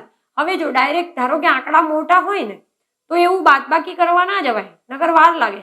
એ આપણે જે યુનિટ ડિજિટ હોય ને, છેલ્લો અંક, યુનિટ ડિજિટ થી ચેક કરી લેવાનું કે ભાઈ જવાબ એવો બની શકે. આમાં 16 નો ડિફરન્સ ચેક કરવાનું. આમાં ધારો કે 16 નો ડિફરન્સ હોત તો આમાં 6 ઉમેરું તો આ આવે, તો કે 6 અને 2 8 આવે, તો આ 16 નો ડિફરન્સ હશે. આમાં 6 ઉમેરું તો કે 0 હોવું જોઈએ, પાછળ છે. આમાં 6 ઉમેરું તો પછી અહીંયા 9 હોવો જોઈએ. મતલબ કે આ જે છે ને એમાં 16 નો ડિફરન્સ હશે નહીં, બીજા બધામાં 16 નો ડિફરન્સ હોઈ શકે. તો આ 3 3 માં 16 નો ડિફરન્સ છે. જો 16 ને 32, 6 4 10, શૂન્ય વધી 1 ને 80, અને આમાં 16 નો ડિફરન્સ છે નહીં, ને તો 79 થવું જોઈએ. એટલે કે ઓપ્શન ડી અલગ પડે છે. 70 80, 10 નો ડિફરન્સ છે. 21 24, 3 નો જ ડિફરન્સ છે. 54 62, 8 નો ડિફરન્સ છે. એટલે આમાં પાછું બધાનો ડિફરન્સ અલગ અલગ છે, એટલે એનો મતલબ ડિફરન્સ નહીં વિચારી શકાય. તો ધારો કે શું વિચારી શકીએ આપણે આની અંદર? સરવાળો કરી જુઓ. 7 દુ 14 ને 1 15, 150 થાય. આમાં 5, તો આમાં તો બહુ ઓછો થાય, 45. એટલે આમાં 6 116 થાય. એટલે બધાના સરવાળા અલગ અલગ છે, તો એવું પણ નહીં વિચારી શકાય. વર્ગ ક્યાંય દેખાય છે કે ભાઈ બે આંકડા વર્ગ હોય? ના, એવું પણ નથી, એવું પણ નહીં વિચારાય. તો અહીંયા એવું લાગે જો કે 70 ને 80 વડે ભાગો ને તો ભાગાકાર કરીએ તો રેશિયો 7 નો 8 નો મળે છે. તો આ બેનો રેશિયો 7 નો 8 નો મળે જ ને. 7 તરી 21 અને 8 તરી 24, 3 3 ગયા, એટલે કે 7 નો 8 નો રેશિયો મળ્યો, રાઈટ? તો અહીંયા જુઓ તો 7 નો 8 નો રેશિયો મળે છે? ના, અહીંયા તો થાય જ નહીં 7 ને 8, એટલે આ છૂટું પડે છે. આમાં જુઓ તો 7 દુ 14 અને 8 દુ ને 16, એટલે કે એમાં પણ શું કહેવાય? તો કે 7 નો અને 8 નો રેશિયો કહેવાય. જ્યારે આની અંદર નથી બનતું એટલે અલગ પડે છે. 2 4, ઓહો, વર્ગ કર્યો છે ડાયરેક્ટ. 4 તો ભાઈ 16 હોવું જોઈએ. 6 તો 36 હોવું જોઈએ, વર્ગ નહીં કર્યો, એ ખોટું. બીજું વિચારીએ. 4 નો વર્ગ તો આપણને ખબર છે કે 16 થાય, પણ એમને 8 આપ્યું છે, તો એવું વિચારાય કે 16 ભાગ્યા 2 8. હા, તો પછી એવી રીતે વિચારો તો 6 નો વર્ગ છાયો છાયો 36. 36 ભાગ્યા અહીંયા 2 કર્યા તો અહીંયા 2 જ હોવું જોઈએ. 36 ભાગ્યા 2 તો કે 18, તો કે હા આપેલું છે. 8, 8 નો વર્ગ કરો, ઈઠ્યું ઈઠ્યું 64, 64 ભાગ્યા 2 તો કે 32. અચ્છા, એ ખબર પડી ગઈ. શું કર્યું છે? પહેલો જે નંબર છે ને એનો વર્ગ કર્યો, એને 2 વડે ભાગો એટલે આ સંખ્યા મળે છે. તો આમાં પણ એવું જ કરવું પડે, તો કે 2 નો વર્ગ 4 અને 4 ને 2 વડે ભાગો તો 2 જ હોવું જોઈએ, પણ એની જગ્યાએ આપણને શું આપેલું છે? તો કે 4, એટલે આ ખોટું. પછી 3 અને 5, 3 દુ 6 માઇનસ 1 એવું વિચારી શકાય. તો અહીંયા તો 0 જ થઈ જાય ને, 1 જ આવે. 6 દુ 12 થતું જ નથી. 7 તો નથી થતું. ગુણાકાર કરો તો 6 દુ 12, 7 તરી 21, 7 એકા 7, 5 તરી 15, એટલે ગુણાકાર અલગ અલગ આવે છે. તો હવે સરવાળા કરી જોઈએ, ક્યાંક સરવાળા સરખા થતા હોય. 5 ને 3 8, 7 ને 1 8, 6 ને 2 8, 7 ને 3 તો 10. એનો મતલબ કે ઓપ્શન A, B અને C એમાં બધાના સરવાળા 8 થાય છે, જ્યારે પેલામાં 8 થતો નથી, એટલે આ અલગ પડે છે. એના પછીનામાં જોઈએ 2 3 6, સરવાળો જુઓ 6 ને 3 9, 10 ને 11, 6 6 12 ને 1 13, 3 ને 3 6, 9 ને 6 15. તો સરવાળા તો બધાના અલગ અલગ આવ્યા. ગુણાકાર ચેક કરીએ. જો 3 દુ ને 6, 6 એકા 6, 3 તરી 9, તો પછી 6 દુ ને 12 હોવું જોઈએ. એની જગ્યાએ અહીંયા તો 5 આપેલું છે, એનો મતલબ કે આ છૂટો પડે છે. પહેલા 2 અંકનો ગુણાકાર પાછળ ત્રીજામાં આપેલો છે, જે અહીંયા ઓપ્શન ડી માં સાચું પડતું નથી. પછી છે આલ્ફાબેટ આધારિત, એટલે કે એમાં જે આપણે 5મો પ્રકાર જોયો તો પહેલા શબ્દ જોયા, પછી શબ્દની જોડ જોઈ, નંબરની જોડ, અને હવે આવ્યું આલ્ફાબેટ આધારિત. એટલે જેમાં આલ્ફાબેટ આધારિત કંઈક હશે. જોઈએ આમાં આ 4માંથી એક છૂટું પડે છે, આપણે તો અત્યારે એ મગજમાં રાખવાનું છે, ક્લાસિફિકેશન છે એટલે. તો કે A, E અને G. હવે આલ્ફાબેટ હોય ને તો પહેલો વિચાર કયો આવવો જોઈએ? સ્વર અને વ્યંજન. મેઇન કન્સેપ્ટ તો એની અંદર એ જ છે ને, એટલે આલ્ફાબેટમાં એ જ વિચાર પહેલા આવવો જોઈએ કે ભાઈ સ્વર અને વ્યંજન કયા છે. જો આમાં આ 2 સ્વર છે, આ સ્વર કેટલા છે? 5. A, I, O, U. આમાં 2 સ્વર છે, આમાં 1 સ્વર છે, આમાં 2 સ્વર છે. તો આપણે એવું વિચારી શકીએ કે ઓપ્શન A, B અને D એ બંને, એ 3 પહેલા 2 જે છે આલ્ફાબેટ એ બંને સ્વર છે, જ્યારે ઓપ્શન સી માં એવું છે નહીં, એટલે બીજા કરતા જુદું પડે છે, કારણ કે N છે એ તો સ્વર નથી. આમાં ચેક કરો તો E અને Y 1 સ્વર છે, આમાં 1 સ્વર છે, એટલે પેલું તો ખબર પડશે નહીં, કારણ કે 2માં સ્વર આપેલા છે અને 2માં નહીં આપેલા, એ નહીં થાય. બીજું ચેક કરીએ, એના નંબર ઉપરથી કંઈક ચેક કરીએ, કારણ કે 2 જ વસ્તુ આપેલી છે. એવું પણ વિચારી શકાય કે આ બંનેનો સરવાળો, આ બંનેનો સરવાળો, જો તો E અને Y એટલે 5 અને 25, તો 30 થાય સરવાળો. B અને D તો 6 સરવાળો થાય. D અને Q તો 21 સરવાળો થાય, મતલબ સરવાળા છૂટા છૂટા છે, કઈ વાંધો નહીં. બીજું ચેક કરીએ, E કેટલા છે? તો કે 5. Y કેટલા છે? તો કે 25. તો એવું વિચારી શકાય કે E નો વર્ગ Y છે. જો તો B કેટલા છે? તો કે 2. D કેટલા છે? તો કે 4.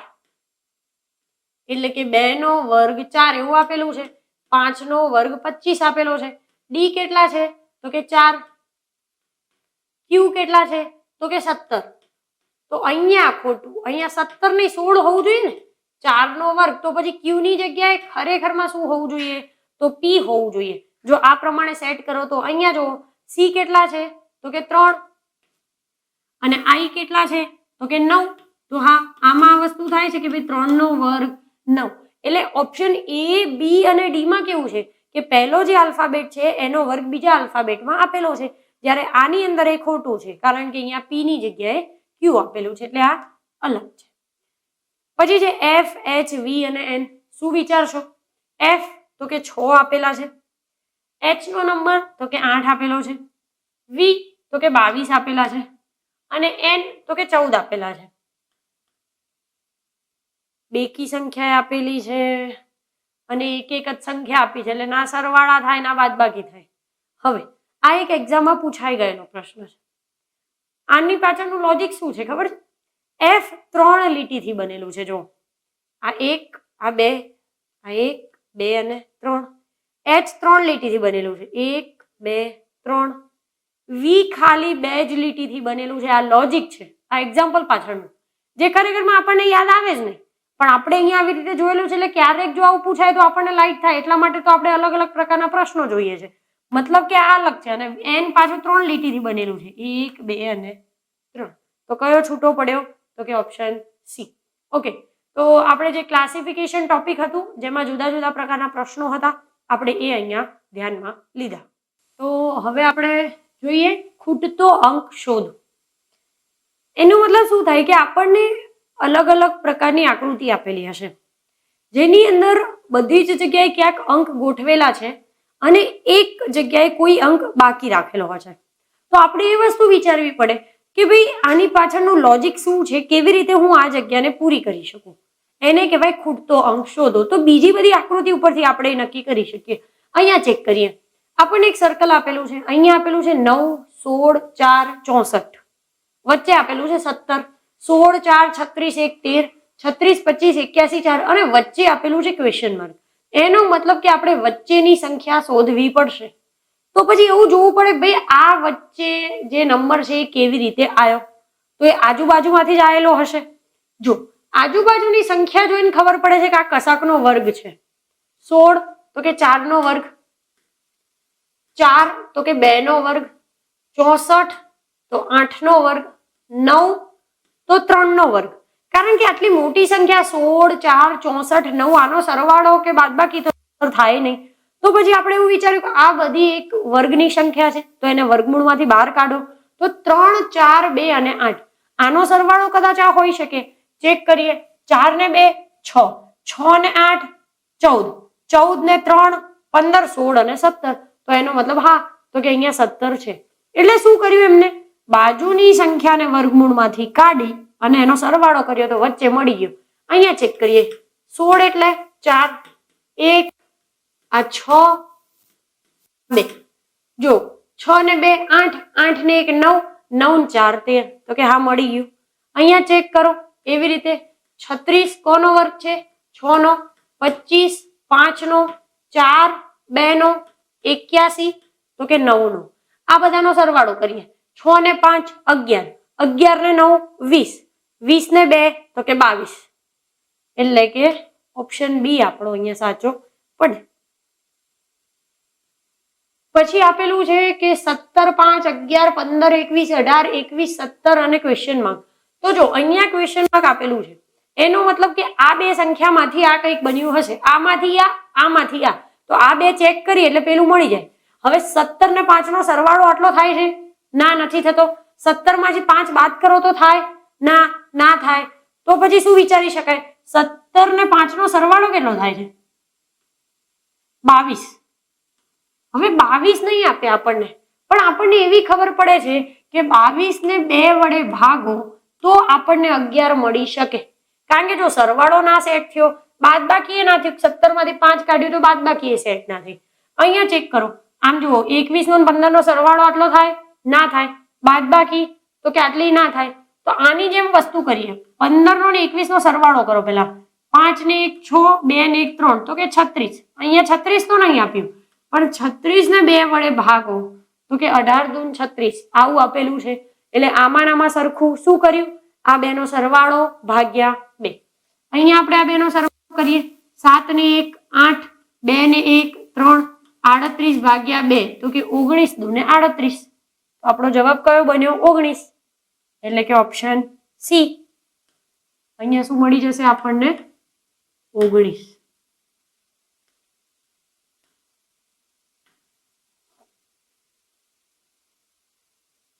પછી એક ચોરસ બોક્સ આપેલું છે, અંદર નાના નાના ખાના છે. 19 29 45 4 5 3 5 6 બધું અલગ અલગ આપ્યું છે. આમાં શું ચેક કરીશું? જો કે ભાઈ મોટો અંક કઈ બાજુ આપેલો છે. આપણને ખબર પડે છે કે અહીંયા બધે મોટા આપેલા છે એટલે આના ઉપરથી આ બનેલું હોવું જોઈએ. જે બાજુ મોટો અંક આપેલો હોય, મોટી સંખ્યા આપેલી હોય, તો આપણે એટલું વિચારી શકીએ કે ભાઈ બીજા બધા સંખ્યામાંથી કંઈક કરીને પેલી સંખ્યા બની હશે. તો આ 3 માંથી 19 બનાવવાનું છે. તો કેવી રીતે બને? 5 ચોક 20 ને 3 ઉમેરો તો 19 ના થાય. તો બીજું કંઈક વિચારો. 5 તરી 15 ને 4 19 હા થાય. શું કર્યું આપણે? જો 5 અને 3 નો ગુણાકાર, 5 તરી 15 અને 15 માં 4 ઉમેરો એટલે આપણને 19 મળે છે. અહીંયા જુઓ તો એવું થાય છે આ બેનો ગુણાકાર આમાં જેમ કર્યો હોય. 6 ચોક 24 અને 24 માં 5 ઉમેરો તો કે 29 હા થાય છે. તો આપણે અહીંયા એવું જોવું જોઈએ કે આ બેના ગુણાકારમાં આટલું ઉમેરો તો 45 મળે. હવે આપણે આ શોધવાનું છે એટલે આમ પાછું જતા રહીએ. 45 માંથી પહેલા 3 બાદ કરી નાખો તોય ચાલે. તો કે 42. તો 6 ને કોની જોડે ગુણો તો 42 મળે? તો કે 7 છક 42. તો અહીંયા સાતડો હોવો જોઈએ. જોઈ લો, 7 છક 42, 42 ને 3 45. એનો મતલબ અહીંયા ક્વેશ્ચન માર્કની જગ્યાએ શું હોય? તો કે 7. ઓહો, પછી આકૃતિ જ મોટી દેખાય. હવે આમાં વચ્ચેની સંખ્યા શોધવાની કીધી. વચ્ચે 31. તો જો જ્યારે પણ આવો એક્ઝામ્પલ પૂછાય ને ક્વેશ્ચન પેપરની અંદર, તો આમાં શું છે, થોડી ગણતા વાર લાગે. કારણ કે આમાં પોસિબિલિટી બહુ બધી છે. કઈ કઈ પોસિબિલિટી છે? આ બે સંખ્યામાંથી આ બે સંખ્યા બાદ કરી હોય એવું બની શકે.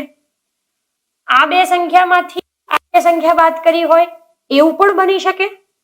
અથવા તો આ બે સંખ્યામાંથી આ બે સંખ્યા બાદ કરી હોય એવું પણ બની શકે. મતલબ પોસિબિલિટી બહુ બધી છે. એટલે ગણતરી કરતા વાર લાગે, સ્વાભાવિક વસ્તુ છે. એટલે આપણે ફટાફટ લોજિક એપ્લાય કરી લેવાનું. થાય તો ઠીક, ને તો એને સ્કીપ કરીને પછી જ્યારે ટાઈમ બચે એવી રીતે આ એક્ઝામ્પલને સોલ્વ કરાય ખરેખરમાં. બીજી એક વાત, આપણે સ્ટેપના માર્ક્સ નહીં મળતા, આપણે જવાબ લાવવાથી મતલબ છે. તો હું બીજી એક તમને હિન્ટ આપું કે જે એકમનો અંક કહીએ છીએ ને આપણે, યુનિટ ડિજિટ પાછળનો જે અંક હોય એના ઉપરથી જવાબ જલ્દી મળી રહે. કેવી રીતે? સમજો. મારે ધારો કે એવું વિચારવું છે કે ભાઈ આ બે માંથી આ બે બાદ કરે તો 31 આવવા જોઈએ. તો આપણે શું વિચારીએ? પહેલા બાદ મારે આખી સંખ્યાનો સરવાળો કરવાનો થતો નથી. 56 ને 22 તો હું ખાલી પાછલી બે સંખ્યાનો જ સરવાળો કરું. તો કે 6 ને 2 8. તો આ પાછલી બે સંખ્યા 5 ને 8 તો કે 13. જો આનો સરવાળો કર્યો હશે ને, સોરી બાદબાકી, આ બે માંથી આ બે ને બાદ કર્યા હશે તો 13 માંથી 8 બાદ કરો એટલે કેટલા વધે? તો કે 5. તો એનો મતલબ કે અહીંયા પાછળ તો પાંચડો હોવો જોઈએ, પણ પાછળ તો પાંચડો નથી. એટલે તમે જે આખા સરવાળા કરો છો એ કરવાની અહીંયા જરૂર નથી. હું તમને આ વસ્તુ કહેવા માંગુ છું. કારણ કે અહીંયા 5 આપ્યો જ નથી. તો એ ખબર પડી જાય કે ભાઈ આ બે માંથી આ બે બાદ કર્યા નહીં હોય. હવે આ બે જોઈ લઈએ કે આ બે માંથી આ બે બાદ કર્યા છે. ચેક કરીએ. અહીંયા આપેલું છે 6, અહીંયા આપેલું છે 5. 6 અને 5 નો સરવાળો તો કે 11. 2 અને 8, 8 ને 2 નો સરવાળો 10. 11 માંથી 10 બાદ કરો તો 1 વધે. તો પાછળ 1 આપેલો છે. મતલબ કે એવું વિચારી શકાય હવે 100% કે ભાઈ આ બે ના સરવાળામાંથી આ બે નો સરવાળો બાદ કર્યો તો 31 થતો હશે. હવે આખી ગણતરી ચેક કરી લો. એવું હોય તો 6 ને 5 11 વધી 1 એટલે 2, 5 ને 2 7 એટલે કે 71. આ બે નો સરવાળો જુઓ, 0 વધી 1, 2 ને 2 4 તો કે 71 માંથી 40 બાદ કરો એટલે આપણને 31 મળે. તો હા, રાઈટ. એટલે મેં તમને એ વસ્તુ કીધી કે ખાલી જવાબ કઈ રીતે આવી શકે છે એ તમે યુનિટ ડિજિટ થી ફટાફટ મેળવી શકો છો. કારણ કે આપણે સ્ટેપની અહીંયા ક્યાંય જરૂર રહેતી નથી. તો એવી રીતે જો આ જે બે વસ્તુ કરીને એ જ બે વસ્તુ અહીંયા હશે. એ તો નક્કી થઈ ગયું કે ભાઈ આ બે ના સરવાળામાંથી આ બે નો સરવાળો બાદ કર્યો એટલે આ મળ્યું. અહીંયા પણ એ જ વસ્તુ જોઈએ. આપણે એકમના અંકથી જોઈ લઈએ પહેલા ડાયરેક્ટ. તો 4 આપેલું છે અને 1 આપેલું છે. 4 અને 1 નો સરવાળો 5. અહીંયા આપેલું છે 4, અહીંયા આપેલું છે 6. 6 અને 4 નો સરવાળો 10. હવે આ જે પાછળનો અંક જ છે હજુ, ભલે કઈ વાંધો નહીં, 10 માંથી 5 બાદ કરીશું એનો મતલબ કે અહીંયા પાછળ જે જવાબ આવશે એ જવાબમાં પાછળ તો પાંચડો જ હશે. એ નક્કી થઈ ગયું. તો જુઓ તો આપણે ઓપ્શન ચેક કરીએ. 12 પાછળ પાંચડો નથી. 25 હા પાછળ પાંચડો છે. બીજે ક્યાંય નથી ને પેલા જોઈ લેવાનું. 48 અને 52 નથી. એનો મતલબ કે 25 જવાબ સાચો.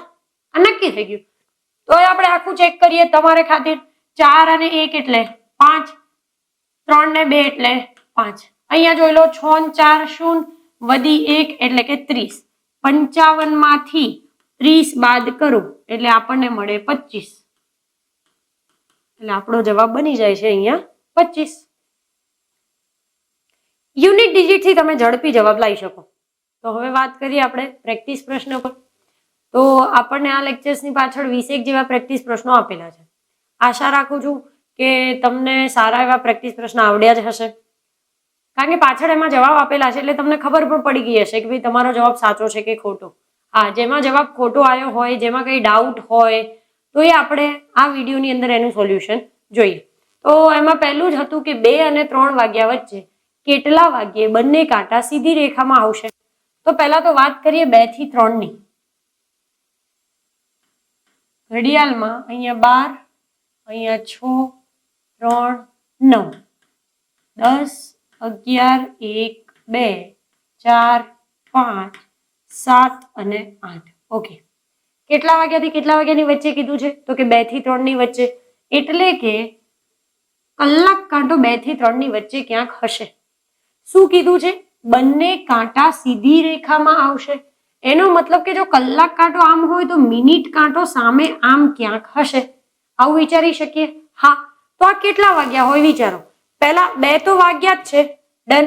2 મિનિટ કેટલી થઈ હોય તો સમજો આપણને ખબર છે કે આમ ક્યાંક હશે એટલે અહીંયા 30 મિનિટ થાય, 2:30 વાગ્યા હોય અને ઉપર બીજી એટલે 40 મિનિટ થાય. તો કે 2 ને 40. તો આ સાચો જવાબ છે આપણો? ના. હમણાં જ આપણે જોઈ લીધું કે 2 અને 40 તો આપણો અંદાજિત ટાઈમ કહેવાય. આને શું કહેવાય? તો કે અંદાજિત સમય કહેવાય. કેમ? કારણ કે જ્યારે 2 ની ઉપર 40 મિનિટ થઈ હશે તો ત્યારે તો અહીંયા 2 ની ઉપર જે કલાક કાંટો છે એ પણ થોડો કામ આવ્યો હશે ને, કારણ કે મિનિટ કાંટો 40 મિનિટ ફરીને આવ્યો તો પછી આ કલાક કાંટો થોડોક હજુ વધારે નીચે ગયો હશે. આવું બની શકે. એટલે આ આપણો અંદાજિત ટાઈમ કહેવાય. જો ચોક્કસ સમય શોધવો હોય તો આપણે વાત કરી હતી કે શું કરીશું આપણે ચોક્કસ સમય શોધવા માટે? તો કે મિનિટને 12/11 વડે ગુણવી પડે તો આપણને ચોક્કસ સમય મળે. તો અહીંયા આપણે એ જ વસ્તુ કરીએ.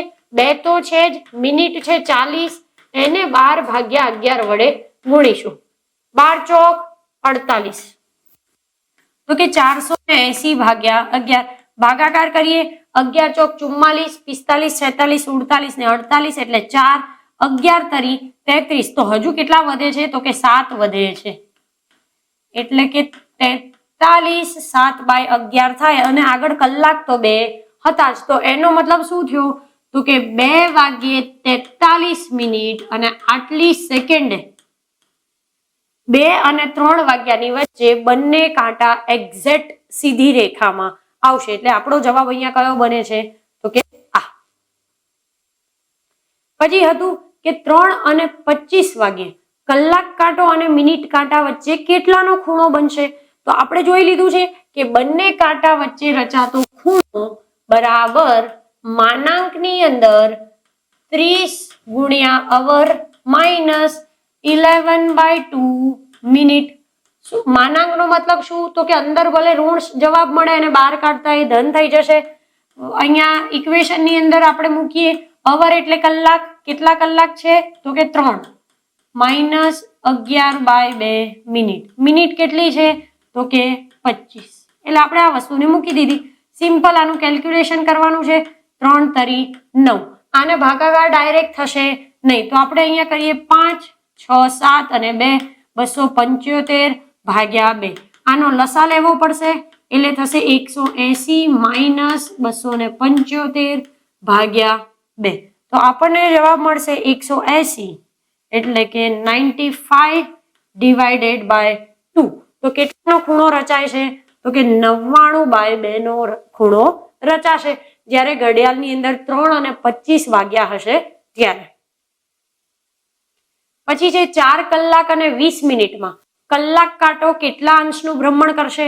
આપણે અહીંયા એક વસ્તુ શીખ્યા હતા કે ભાઈ કલાક કાંટાની વાત કરીએ તો કલાક કાંટો 1 કલાકમાં 30 ડિગ્રીનું ભ્રમણ કરે છે, જ્યારે 1 મિનિટની અંદર એ હાફ ડિગ્રીનું ભ્રમણ કરે છે. આ આપણે કન્સેપ્ટ શીખી ચૂક્યા છીએ કે 1 કલાકમાં 30 ડિગ્રી, 1 મિનિટમાં અડધી ડિગ્રી. અહીંયા જોઈ લઈએ 4 કલાક અને 20 મિનિટ આપ્યું છે. 1 કલાકમાં 30 ડિગ્રી છે. 4 કલાક તો શોધવાના જ છે, તો 4 કલાકમાં કેટલી? તો કે 4 તરીને 12 એટલે 120 ડિગ્રી તો થઈ. હા થઈ. એટલે હજુ આપણે 4 કલાકની શોધી, હજુ 20 મિનિટનું શોધવાનું બાકી છે. આપણને ખબર છે કે 1 મિનિટમાં અડધી ડિગ્રી ફરે છે, તો 20 મિનિટમાં કેટલી ડિગ્રી ફરે? તો કે 10 ડિગ્રી ફરે. 20 ભાગ્યા 2 એટલે કે 10 ડિગ્રી ફરે. તો અહીંયા 4 કલાકમાં 120, ઉપરની 20 મિનિટની અંદર બીજી 10, તો 120 અને 10 નો સરવાળો કરતા કુલ મળે 130 ડિગ્રી. એટલે કે 4 કલાક અને 20 મિનિટની અંદર કલાક કાંટાએ 130 ડિગ્રી જેટલું ભ્રમણ કર્યું હશે. પછી છે, જો ઘડિયાળમાં 7:45 વાગ્યા હોય તો પછી અરીસામાં જોતા કેટલા વાગ્યા હશે? હવે વાત કરીએ અહીંયા આપણે જોયું હતું કે જ્યારે પણ કોઈ ઘડિયાળનું અરીસામાં પ્રતિબિંબ મેળવવું હોય તો આપણે એને 11:60 માંથી બાદ કરીશું. આ સમયને 11:60 માંથી બાદ કરી શકાય છે. હા, તો આ સમયને 11:60 માંથી બાદ કરો. 7 અને 45 કેટલા થાય? તો કે 15 અને 8 સોરી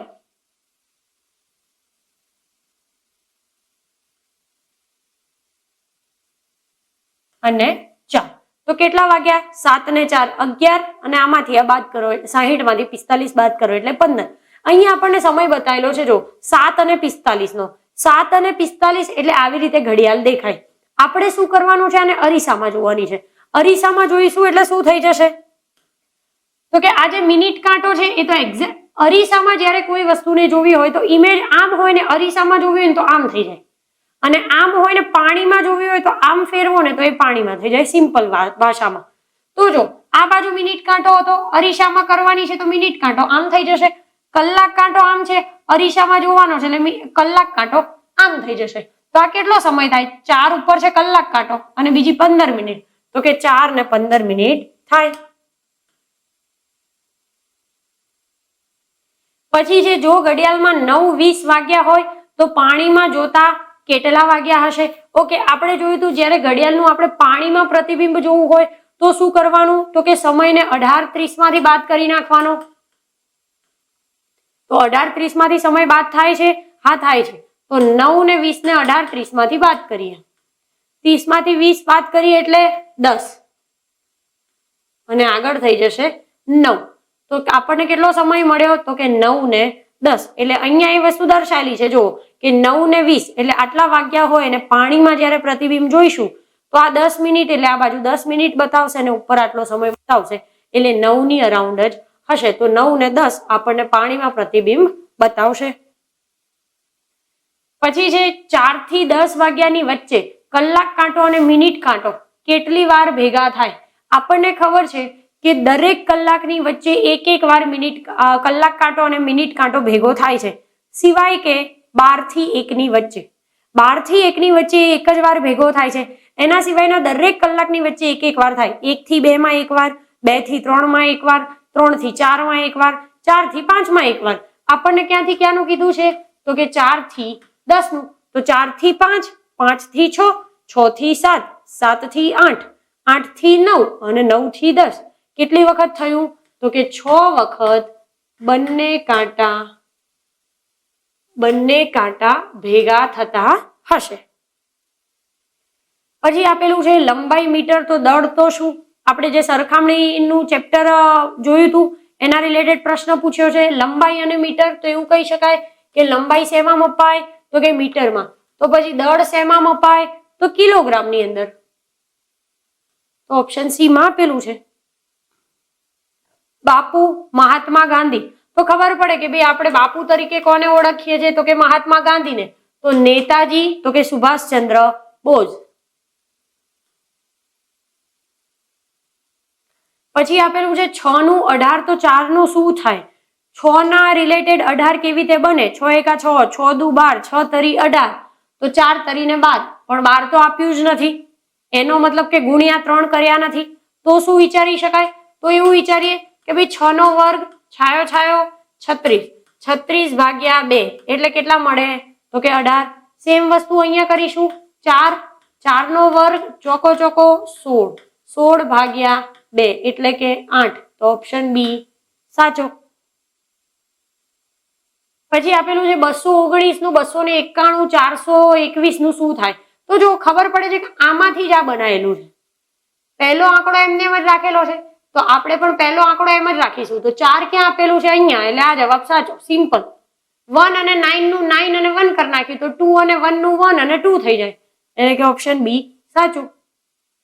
પછી આપેલું છે POQ નું POQ એની જગ્યાએ SRT તો પછી VUW ની જગ્યાએ શું?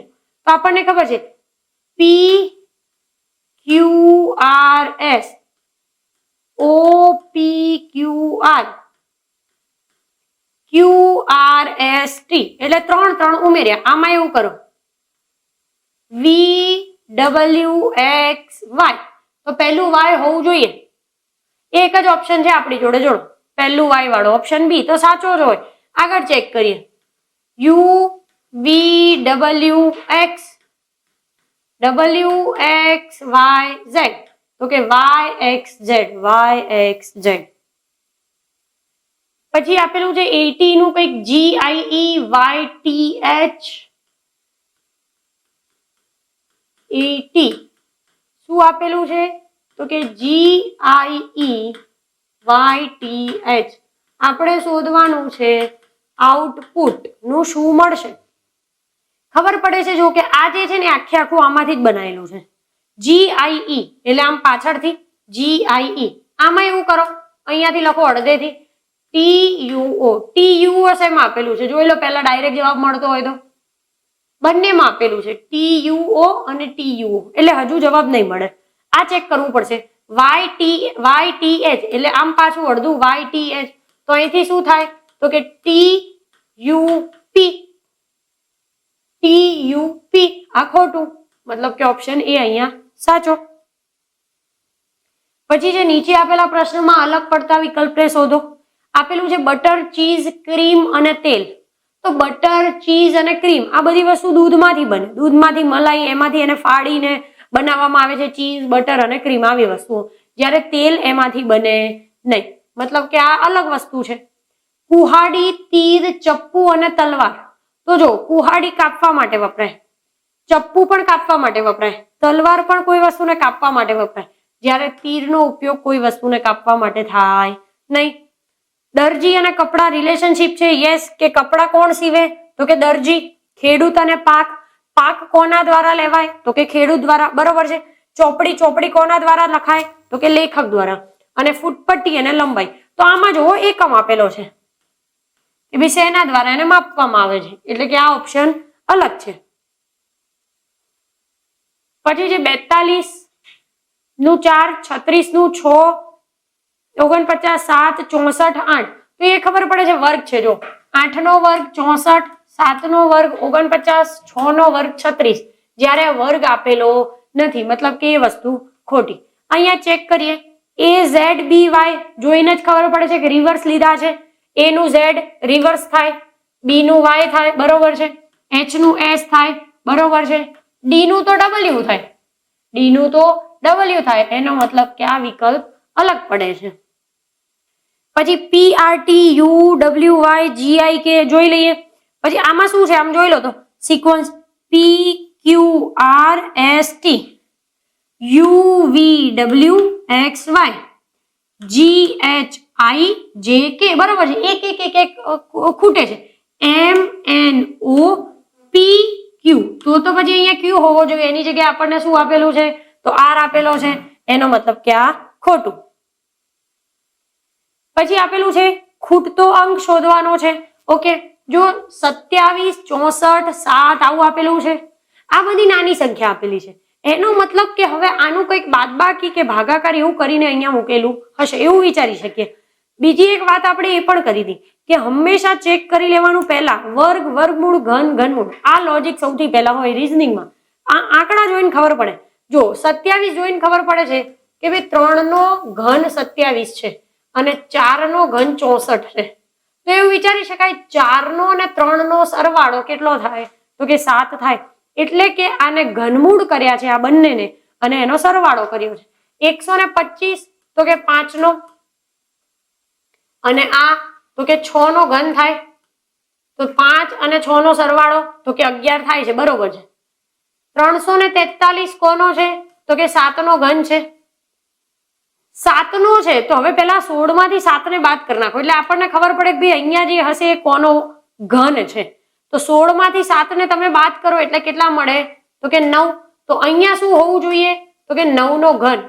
9 9 81 મતલબ કે પાછળ નવડો હોય એ જવાબ સાચો. અચ્છા 289 તો હોય જ નહીં ને, મતલબ કે 729 અહીંયા હશે. શું કર્યું છે? જેનો ઘન થતો હોય બંને સંખ્યાનો સરવાળો. આને ઘનમૂળ કરવાનું, આનું ઘનમૂળ કરવાનું, આ બંનેનો સરવાળો. આનું ઘનમૂળ બંનેનો સરવાળો અહીંયા. આનું ઘનમૂળ બંનેનો સરવાળો અહીંયા. એટલે જવાબ આપણો બન્યો 729. પછી આપેલું છે 7, 18, 40 ક્વેશ્ચન માર્ક 172 ને 348. જોઈ લઈએ 7 માંથી 18 કેવી રીતે બને. ખબર છે કે આપણે ગુણાકાર કરીને કંઈક કરી શકીએ છીએ. તો એવું વિચારે કે ભાઈ 7 દુ 14 એમાં 4 ઉમેરો તો જ 18 મળે. ઓકે, હવે અહીંયા એ વસ્તુ કરો તો કે અહીંયા ગુણ્યા 2 કર્યા તો અહીંયા કરવા પડે. તો કે 18 દુ ને 36. અહીંયા 4 ઉમેરે, અહીં કેટલા ઉમેરે છે જુઓ તો કે 36 માં 4 ઉમેરો તો 40. બરોબર છે. મતલબ કે ગુણ્યા 2 વત્તા 4 આવું કર્યું છે. 40 ગુણ્યા 2 તો કેટલા થાય? તો કે 80. એમાં 4 ઉમેરો તો કે 84. મતલબ કે અહીંયા કેટલું હોવું જોઈએ? 84 હોવું જોઈએ. આગળ ચેક કરી લઈએ એકવાર. હવે મોટો ગુણાકાર કરવાની જરૂર નથી, હમણાં જ વાત કરી યુનિટ ડિજિટ ચેક કરી લેવાની. આને 2 વડે ગુણો, 4 દુ 8 એમાં 4 ઉમેરીશું, 8 ને 4 12 મતલબ પાછળ બગડો હોવો જોઈએ છે. બગડાને 2 વડે ગુણો એટલે 4 એમાં 4 ઉમેરો મતલબ પાછળ આંઠડો હોવો જોઈએ છે. મતલબ કે આપણો જવાબ સાચો છે 84, જે આપણને ઓપ્શન એ ની અંદર આપ્યો છે. ઓકે, તો આપણે ઘડિયાળ, સરખામણી, વર્ગીકરણ અને ખૂટતો અંક આ જે 4 ટોપિક હતા, આ 4 ટોપિકના જે પાછળના પ્રેક્ટિસ પ્રશ્નો આપેલા છે એ આપણે આ વિડીયોની અંદર જોયા. Thank you. આશા રાખું છું કે તમને સારા એવા પ્રશ્નો તો અહીંયા કવર થઈ જ ગયા હશે. તો હવે મળીએ એક નવા ટોપિક સાથે એક નવા વિડીયોની અંદર. Thank you.